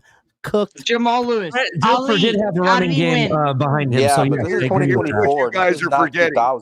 Here's what you guys are forgetting. When their defense got them the ball back, they paid the defense for it. Running the ball. What you guys are forgetting is here's the part you guys are forgetting. When the Baltimore Ravens, when the Baltimore Ravens got Trent Dilfer the ball back, he paid them off for it. Mike, that's why they won. He ran the ball. Mike, how do you win? He ran the fucking ball. I don't care what he did. They scored. Jamal fucking Lewis. Right, Mike. We have a good defense, and we have a good running game. Run the fucking ball. Don't let the pass. Color. We did last year. Just Trent like Dilfer, we did last year, Color. 18 times for a roaster touchdown. Color. The guy threw for 153 yards and one touchdown in that Super Bowl win. Did he I don't win? want to They hear. ran the fucking ball. Did he win and shit the bed? No, he didn't shit the bed, but he won the goddamn game. He did. He won. He's the best. I wish I had a Trent Dilfer. You know what I got? I got a Trent Dilfer fucking product called Tua Tagovailoa. Trent Dilfer fucking sucks. Glad you're admitting that. I'm glad you're finally admitting that. And we got his finally admitting that. We got the shittiest version of I'm glad you're finally admitting that. I'm glad you're finally admitting that. I'm glad to hear you admitting that. I didn't admit it. I've always admitted it. What you guys fail to realize is my whole gambit just now was to make that clear to everybody. Tua is worse than Trent Dilfer. Yeah. Look, my whole point. Making my point. Thank you for making the point I've been trying to make for 4 years. My point I was making was the fact that just like I was trying to compare how we hate on Herbert, but you can almost say it's parallel to Tua because I don't trust either of them because Herbert will throw interceptions in the fourth quarter and Tua will wake up with a concussion. That's really basically what it is. Herbert more than Tua. Good night, guys. I'm going to bed. Prior to him getting hit when he didn't slide when he should have, the guy was throwing the ball like he had a concussion. Let's not forget what happened in the Chargers game. 2 years ago, right? 2 years ago, 25 yards going everybody told me it was because he had a concussion problem or he had symptoms of a concussion. That's why he didn't have the accuracy that he did. No, it's the big moment. In the big moment, he shits the bed. You know what Trent Dilfer did in the big moment? He made his name. Win the game. You're so fucking dumb, bro. Do you know the stats of Trent Dilfer in 2000? I don't give a shit, bro. It is so fucking shit. They're hilarious. Hey, last time I checked, they don't. Hold on. The last time I checked, they don't engrave the stats on the Super Bowl trophy. Last time I checked, they don't engrave the stats on the Lombardi trophy. You know what? According to Color and Ali, Trent Dilfer's a better quarterback than Dan Marino. That's how they're acting right now, dude. You guys are tripping on some fucking Trent Dilfer right now. The fucking guy is trash, bro. They started it. El Cap. Remember, build a statue for Tua if he wins the Super Bowl. Build a statue for on Tua. the field to That's win. all I heard. Super Bowl is what matters. That's what you told me. So I just gave you an example of two quarterbacks winning a Super Bowl in the biggest moment, regardless of what they did during the regular season. That's right. That's Cap. Tua will never win a It's Super Cap, Bowl. bro. He's like You're not the ones that started to get his stuff. They're not the ones that started to build a statue for Tua if he wins the Super Bowl talk. We're not the ones that started that shit. First of all, it would be like fucking 2019 up in this bitch. Because let me find them building the statue of Tua, and I'm pulling that shit down like all the other statues that went down. You guys got me fucked up, boys. I don't give a fuck. And let me find a goddamn Trent Dilfer with his 1,100 passing yards. That's a Super Bowl winner. Fucking chump ass bitch. I'm pulling his fucking statue down too. You got me fucked up. Fuck Tua and Trent Dilfer with their dumb ass statues. Ain't winning shit. Mike, your better example would have been Blake Bortles. You know why? Did you notice something, Mike? And I know you'll probably find Blake Bortles, bro. Hold on. Was a trash quarterback. Hold on, everybody. Mike, I know you'll find this interesting. Okay. The last time that Calais Campbell and Jalen Ramsey were on the field together on the same defense, remember what happened? Right. They went to the Super Bowl? No, almost. Oh, they went got to the fucked AFC by the refs, remember? Yeah, I remember. In the AFC Championship game. Mike, real quick, it goes deeper than that. Mike, it goes deeper than that. It goes deeper than that, bro. Who was their head coach? Mike McDummy. Doug Marrone. Mike McDummy. Oh. It was Doug Marrone. Oh. Who is it that just so happened to work under Doug Marrone? Mike McDaniel. Nope. Anthony Weaver. Hey, I love Anthony Weaver. There's discipline on this motherfucking defense, and they play well.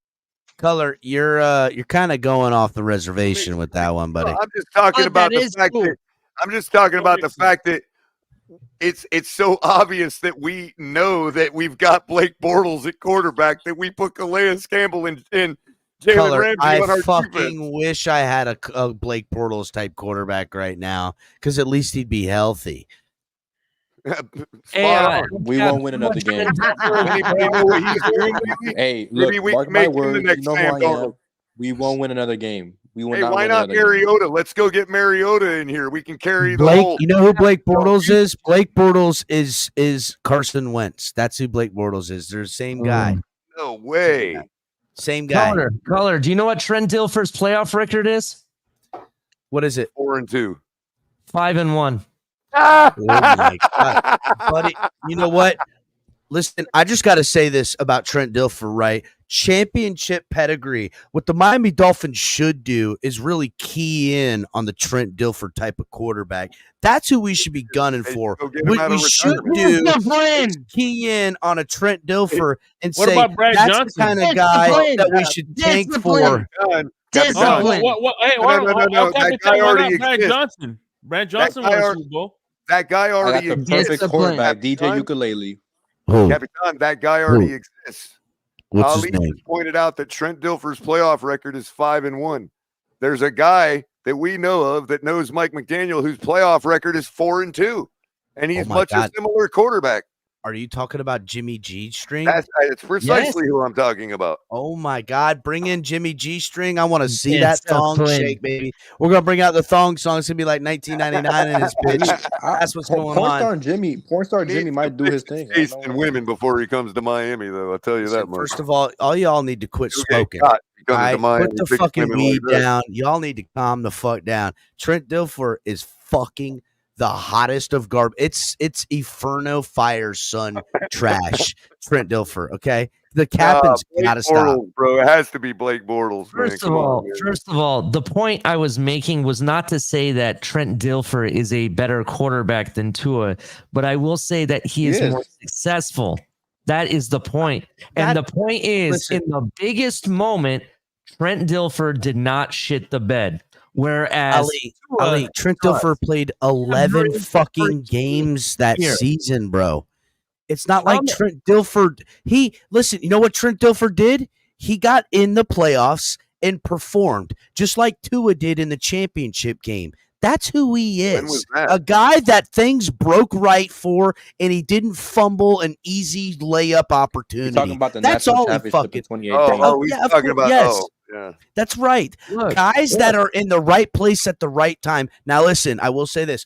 Preparation is important, because if you're prepared, when shit goes right for you, you can execute. The problem is neither Tua nor Dilfer nor a lot of these fucking guys have any fucking nothing to build on. That's it. I think the reason this is happening is because Tua can't stay healthy, and he's the reason his organization has 5 years behind. He's literally the reason. So let me ask you Alex. are the motherfucking person that has said the 100% right thing this entire time. We put all our fucking stock in Tua. Mike McDaniel was hired because of Tua. Tua can't stay healthy. Tua was never good. That's right. He never had an arm. Motherfucker got hurt his last year. He was drafted as a hurt guy. Tua sucked. I'm not trying to be Pollyannish here, but that's not what Ross told us. True Ross fan. Ross stood at that podium. Ross stood at that podium. Fuck everybody. Here's what you you're missing. know the motherfucking I don't care what I know. I don't care what I know. I don't care what I know. You know I don't care what I know. The fact of it is, he stood up at that podium and he told the season ticket holders that the choice of the quarterback was on the head coach coming in. Ticket holders. I don't care what. Yeah, fuck you, season ticket holders. Name an Alabama quarterback that's won. Name an Alabama quarterback that's won. Hold on a second, real quick. Hey, everybody, time out. Hold up, real quick. Molly Mall says Dilfer's a Super Bowl champ, plain and simple. Yeah, that's rich. Yeah. That's fucking rich coming from a Dallas fan who is the only other dumbest motherfucker in these fan bases out here that would fall for a narrative like Dilfer's a Super Bowl winning. You know who else is a Super Bowl winning quarterback? Hold on a second. You know who's a Super Bowl winning fucking quarterback by these goddamn standards? Chad motherfucking Henne is a fucking Super Bowl winning quarterback by y'all's stupid fucking standards. Right. And it's enough. Wait. Name an Alabama quarterback. Name an Alabama quarterback. Add him to the list of Dolphins that have a Super Bowl ring. Joe Namath and Bart Starr. They both went to Alabama. Yeah, add. Hey, Alex, how old are you? To the list of guys. Add that guy to the list of Dolphins that have a Super Bowl ring. Chad Henne. Who else? Matt Moore. Don't forget Matt Moore. You know what? I bought a pawned Super Bowl ring. What about I bought a pawned Super Bowl ring from the year that Kurt Warner won it with the Cardinals. I am a Super Bowl champion now. I don't know if you guys know this, but I own the 2006 Cardinals fucking Super Bowl ring. It's about this fucking big on my finger. I can only get it on my thumb. And you know what? I am a Super Bowl champion now. That's the word on the street. El Cap, you want to hear something funny since you brought up Chad Henne? Let's actually talk about Chad Henne for a second. Oh, fuck. Here we go. He lost to Vince Young in the Rose Bowl. Chad Henne has in common with Tua? Huh? Do you know what Chad Henne has in common? He lost to Vince Young in the Rose Bowl. He won't throw the ball. No. We're talking about playoffs. The NFL playoffs. They've never won a playoff game? No, Chad because Chad Henne won a playoff game in relief for fucking Patrick Mahomes. Hold on. Chad Henne and Tua both have scored at least one touchdown in the NFL playoffs, which they both have won. Fucking love you, Ollie. Chad Henne has won and not him himself, but has a Super Bowl ring. Yeah. But you know what the weirdest thing is that makes the difference between the two? His bigger wiener. Chad Henne has a higher quarterback rating than Tua in the playoffs.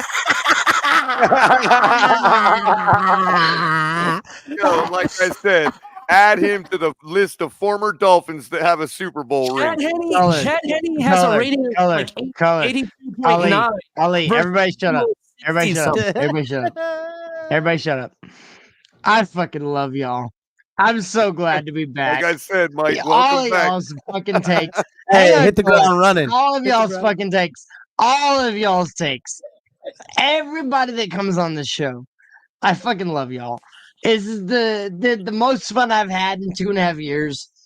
Y'all are fucking amazing. The Dolphins still suck. Bro, can Steven Ross get amnesia and just stop? Like, we have a shitty owner. We have a shitty GM, but we have the best fucking fans in the fucking world. That ain't no lie. Demonetization. We have an amazing fan group. We have an amazing group of people that hate this team and love this team all the same. We're Mike was like the only motherfucker to have a hat on. Mike was sitting there, and he's like, you know what I haven't done in a while? I haven't gone and yelled with color for a while.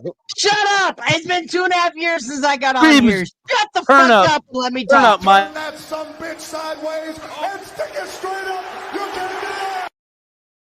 We Dolphins fans, we fucking love the Dolphins. We suck at the NFL game, but we keep drafting shitty people. We drafted a broke fucking quarterback, and we were all trying to hope and pray that we win eventually. We fucking suck. I don't know if it's the owner, I don't know if it's GM, I don't know if it's a fucking curse, but I've been a fan for 40 fucking years. And we ain't won. We ain't right, bitches. Amazing personnel as far as skill position players. Hill, Waddle, A-Chain, Wright, fucking Jonnu Smith, who ain't being fucking used for some reason. Durham Smythe. We having a great fucking crew of skill position players, but we have a coach. Man, I'm drunk. But we have a cool coach that won't adjust. The games begin. Play calling to the quarterback. We have a coach that won't run the ball, even though we're winning. Playoffs? Don't talk about it. Playoffs? You kidding me? Playoffs? I just hope we can win. All of a sudden, we decide to throw the ball when it's 3rd and 1. We are an amazing fucking running team. We have a Gotta chill. all Baltimore had no one was a good defense and a running game. Jamal fucking Lewis. Nobody knows about him except for 01. I know about him. Team needs to run the motherfucking ball. I got Jamal Lewis's rookie card. A-Chain is a beast. Jalen Wright's better than A-Chain. Oh, yeah. Oh. Got hurt, which sucks. Allen Ingold is great. This team needs to run the fucking ball, but the coach is too prideful. I'm all jacked up on Mountain Dew. 4 yards behind the line of scrimmage. I don't know, guys. I'm just like, I've been 2.5 years chomping at the motherfucking bit to talk about how I was wrong about Mike McDaniel. I love Mike McDaniel as a person, but as a motherfucking coach, he needs to start like letting go of his fucking pride and run the fucking ball. We can't. Loud noises! We'd hope.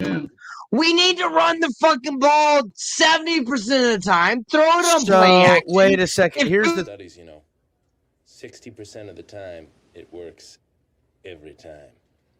That doesn't make sense.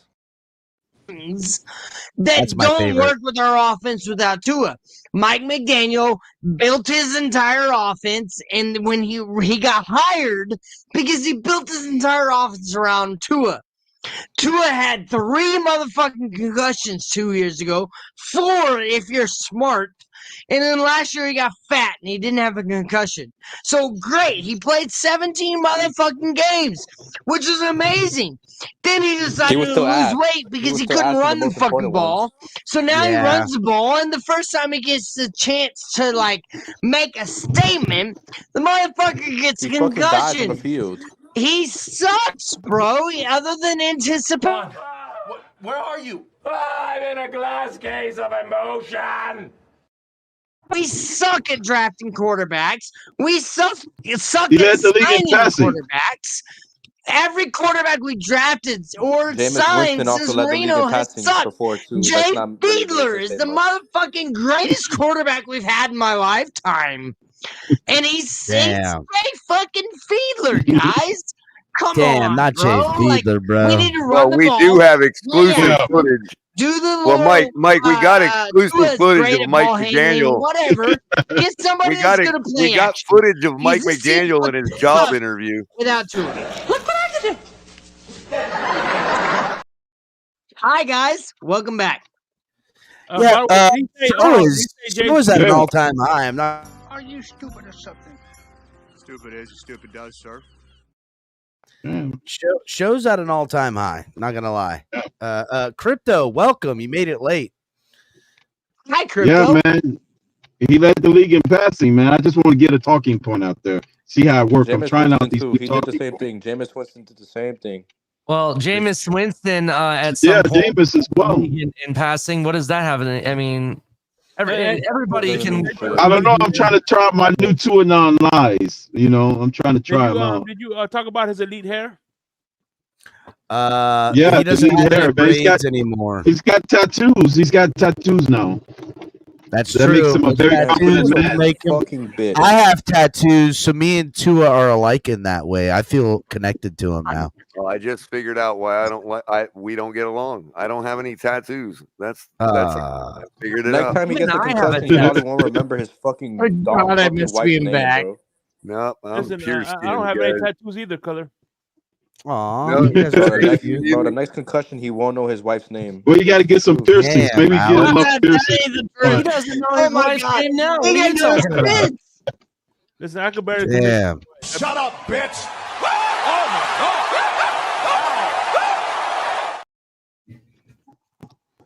I'm just saying the truth. Well, definitely a crazy show, much longer than I ever anticipated. What happened to Timu Sheikh, man? Timu Sheikh, whatever. There was a guy named here. I think that was Michael K. Timu Sheikh. What happened to him? I don't know. I did see that. I did see Michael K is dumpster diving right now. Discount shake, like great value shake. It was Timu Shake. I did see it. That was wild as fuck. All right, so we've been going on. It's the longest Tuesday show ever because usually they're an hour to an hour and a half max. I can't even do the This has last been going on for 3.5 hours. Marathon. Let's go to 12 hours. This is a great show, by the way. No. This is a really great show. I thought it was not only a great show, but a very productive show. I thought, like, a lot of things got figured out. I thought a lot of interesting, great points that are hard hitting, filled with facts. And absolute no feelings involved at all, just facts here. Zero. Zero. This was very contextually well thought out.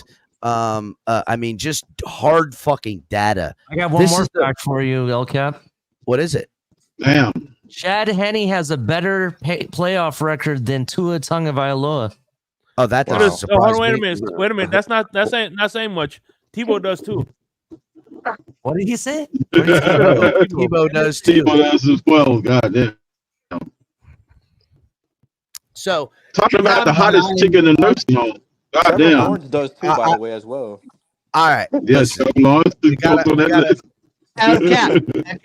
finish the show when you're ready. Being the thinnest woman at Weight Watchers. You want to do what, Mike? I know. Let me finish the show as soon as you get done. All right. So, listen, show's coming to an end. Crypto, I wish you were fucking here earlier, but that's okay, buddy. The first person in Buffalo. I was on a journey, man. Well, soul searching journey. Are you looking for the next Trent Dilfer from Miami? Yeah. No, he All was right. searching for Mike McDaniel's answers. Oh my fuck! All right, so Alex, thank you for coming up here, Alex. You need to come up more. I felt like you held your own in the hood. Ali coming through, Shake, who was here and helped facilitate in my stead where I couldn't, as long as with Ali, who sent the email to Mike on the mic.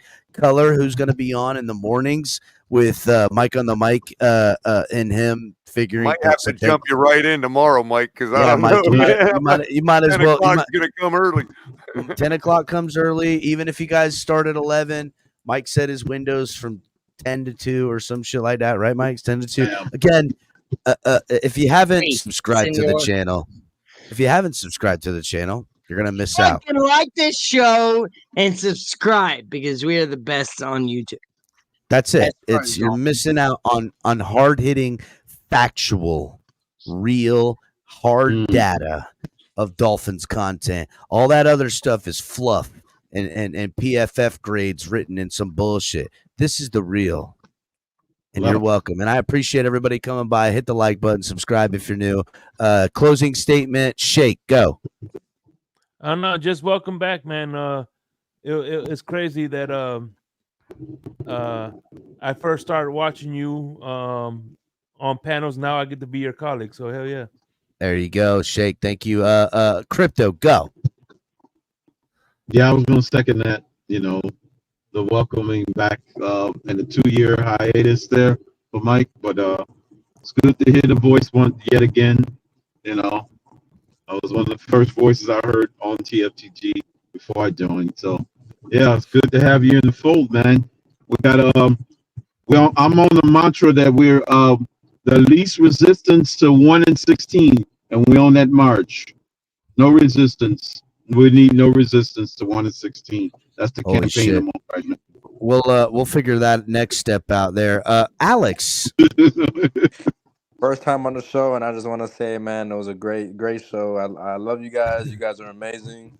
You know, let me be the first. I'm gonna be coming back a lot more. Back to you anytime. Yeah, come back, Alex. You had a good time. I felt like you swung I felt like you maneuvered with everybody very well. It was very fun. Ali. All right. So first things first, Mike, welcome back.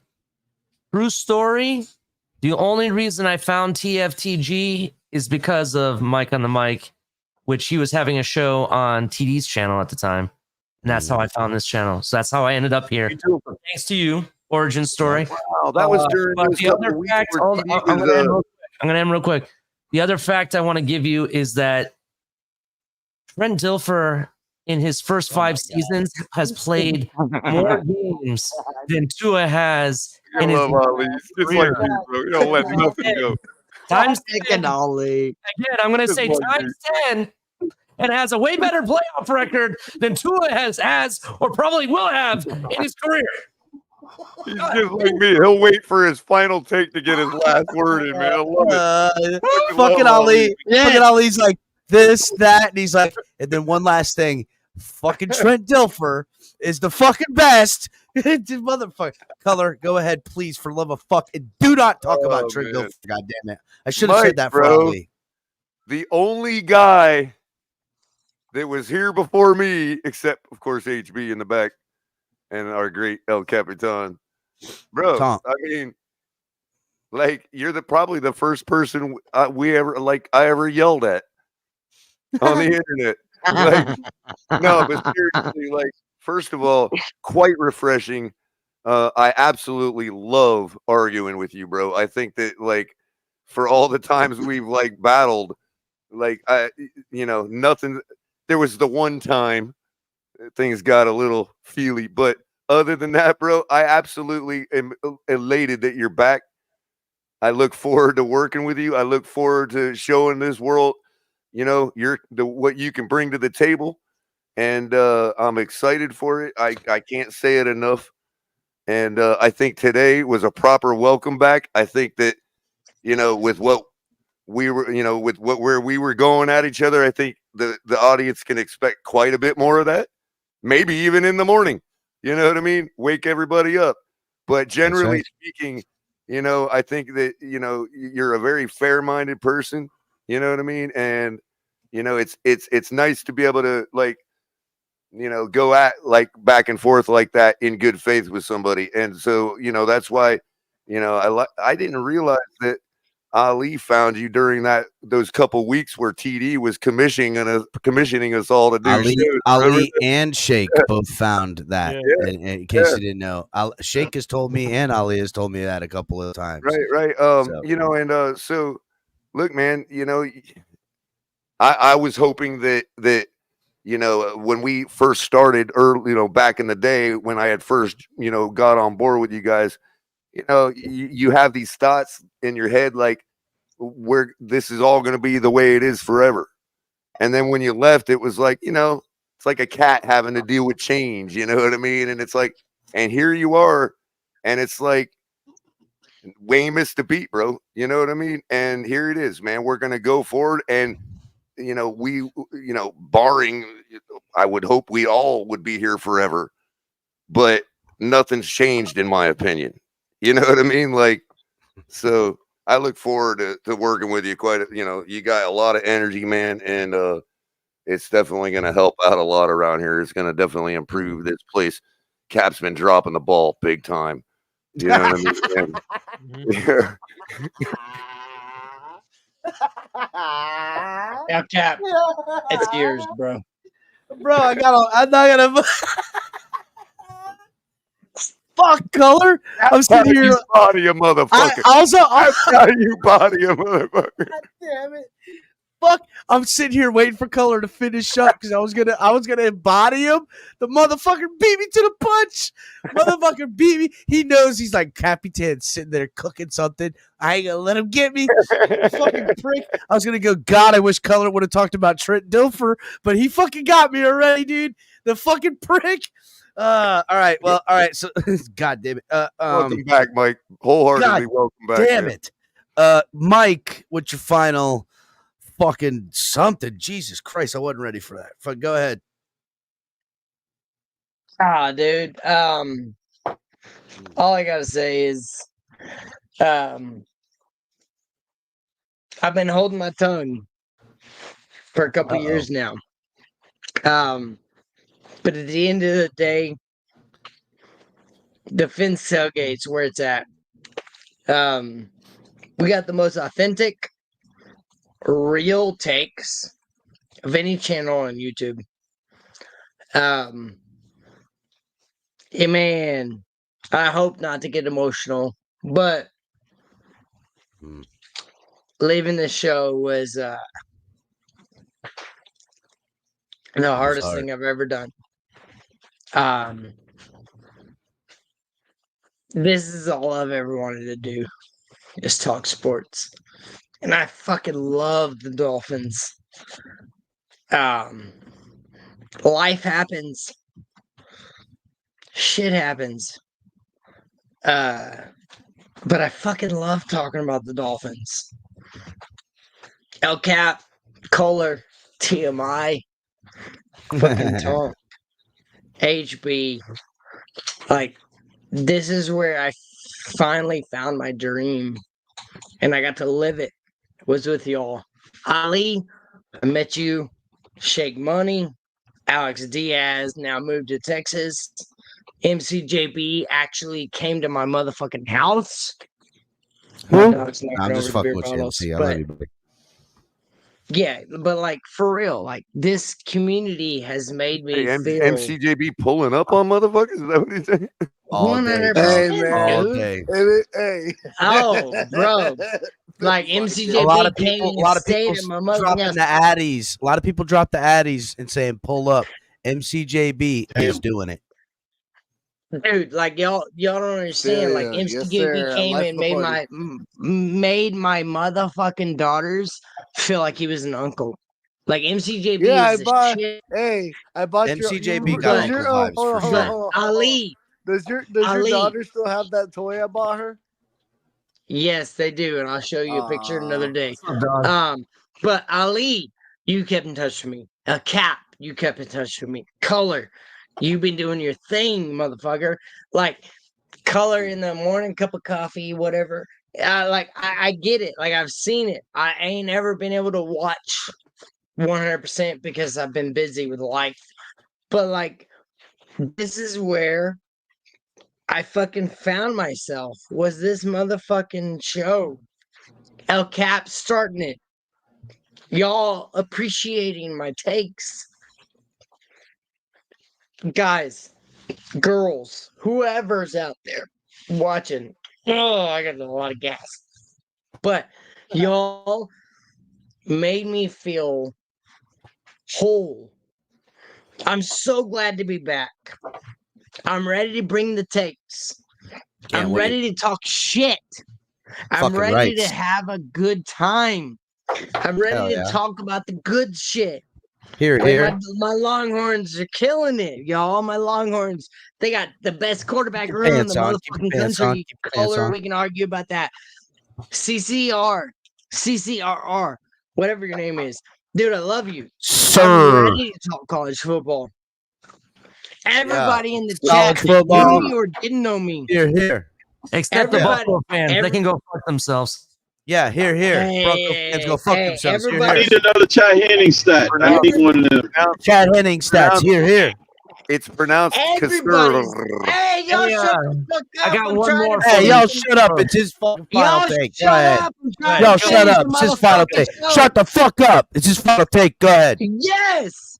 All right. What I'm getting at is everybody in the chat that knew me or didn't know me. Yeah, bitches. Yo, El Cap.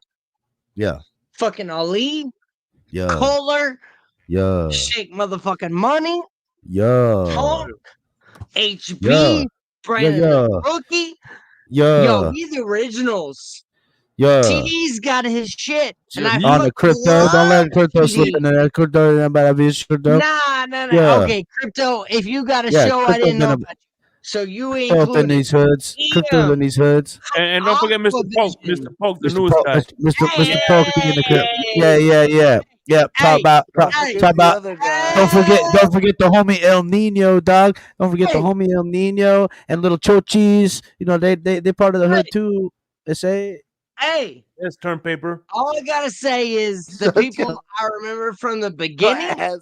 We built this motherfucking show from 0 to 1,500 fucking subscribers in 126 motherfucking days. And as soon as I've been gone, y'all gotten to 6,500 motherfucking subscribers. That's because we provide the best content on YouTube. Real motherfucking Dolphin fans, real motherfucking analysts, guys who don't fucking sugarcoat the shit. We bring the real motherfucking shit to YouTube. And that's who uninhibited. we are. Uninhibited. Uninhibited Ain't no bots around motherfucking here either. unbiased. Nope. We got Color with the shitty takes. We got fucking Tom with the Damn, random Color, you takes. Damn. Cap with the motherfucking Hey, real. Mike, I appreciate that, Mike. Appreciate that, Mike. Way to get that motherfucker color. Fuck you, color. We got Ali with Damn. the gray haired takes. We got Shake Money with the new takes. We got Crypto. We got everybody in this motherfucking community. Fucking let's see who we gonna take. Shula the Don. We got Shoeless Joe. We got fucking True fan. Liz. Fucking Tua, whatever his name is, that made fun of me all night. Man. A1. Whatever his name is. Scrappy. Adam 131. We got Jermaine. We got Joe Riss. We got motherfucking Mr. Finsider. We got True Fan 3. We got all these guys that come back every fucking night to watch our shit. Guys, I'm back. But El Cap ain't never left. Kohler ain't never left. TMI never left. Fucking Ali never left. Crypto never left. Shake Money. Alex Diaz. Yo, we've been consistent since the beginning. Y'all motherfuckers come in. It's the best Miami Dolphins content on YouTube. On YouTube. Is the most factual content on YouTube. We got guys like Color and Ollie who are there at the home games, and they have first-hand motherfucking experience about the Miami fucking Dolphins. Yo, we got the best Miami Dolphins content on YouTube across the motherfucking world. TD, Reason. All those motherfuckers trying to do Is it better than the Big O? Is it better than the Big O? Hey, we better than the Big O. We better than the Big O. Y'all shut the fuck up. Y'all shut the fuck up. We got Reason, TD, motherfucking Miami Sports Music. All those motherfuckers have been trying to take the Miami Dolphins content. They're great. But we got the most real content on YouTube. Guys, tailgate. Back. We are 100% a Miami Dolphins. I lost control. Live and breathe Miami Dolphins content. We ain't a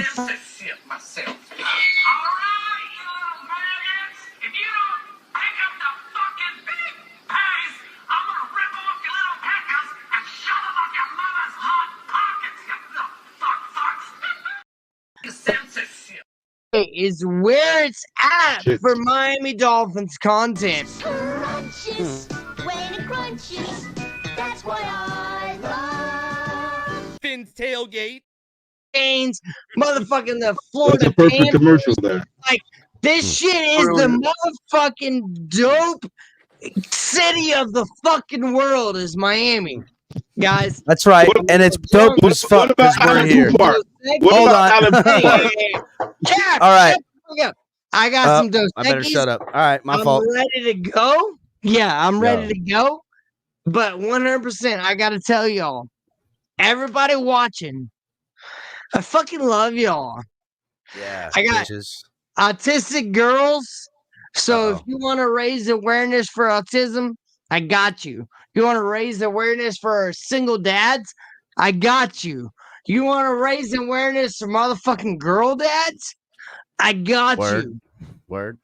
Y'all are the best fan base. TFTGnetwork.com. Send in your fan mail to there. That's how HB can make sure it's distributed. If you do have some personal things you want to talk about, I'll say this on my final take. The show. I'm just gonna take this shot real quick. Excuse me. By the way, Mike, you have HB expects your bio to be on his desk by tomorrow morning. So we can no.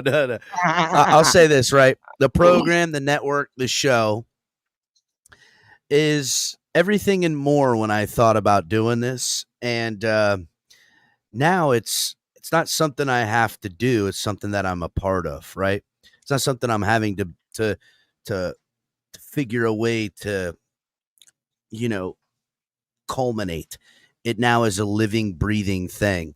And in case y'all can't tell, I have zero control over this channel and network and everything on it, other than some some new shit. I have no fucking control over this shit anymore, and I kind of like it, right? Because it keeps things interesting. I think the audience enjoys it. And if you don't, fuck you. I don't know what to say. If you guys don't get it, I can't help you. You can go around and do whatever you want to do other places, but you ain't never gonna find. Look who finally decided to show up. Oh my goodness! You ain't never gonna find. Well, it was gonna be another hour long now, ladies and gentlemen. Hunker down.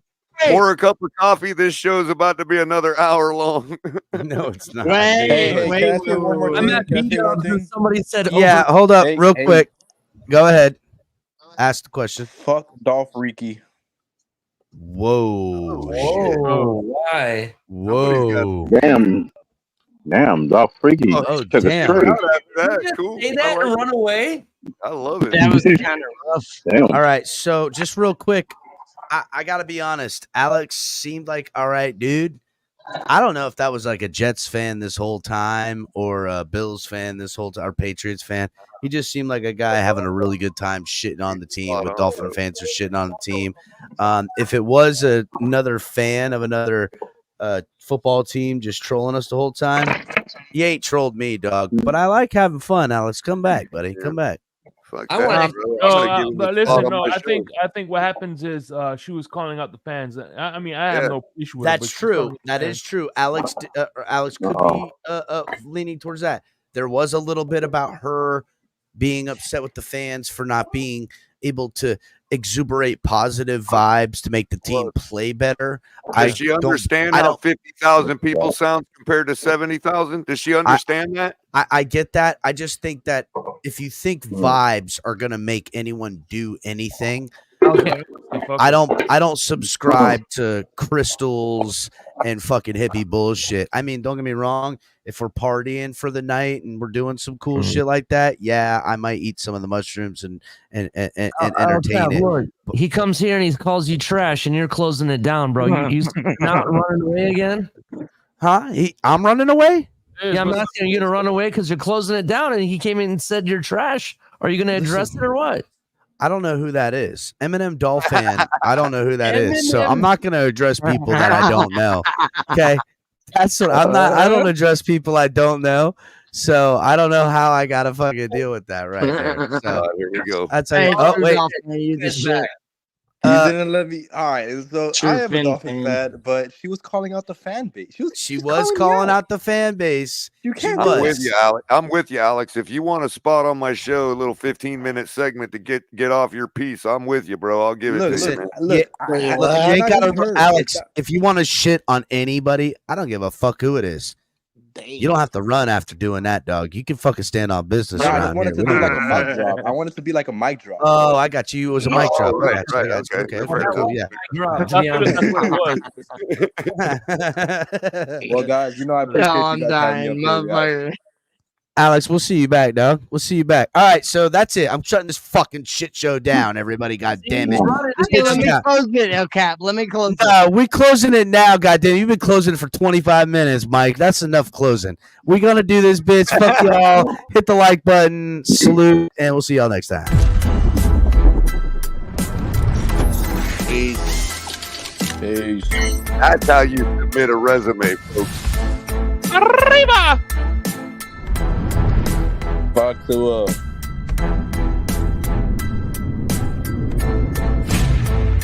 Fuck the Bills fan.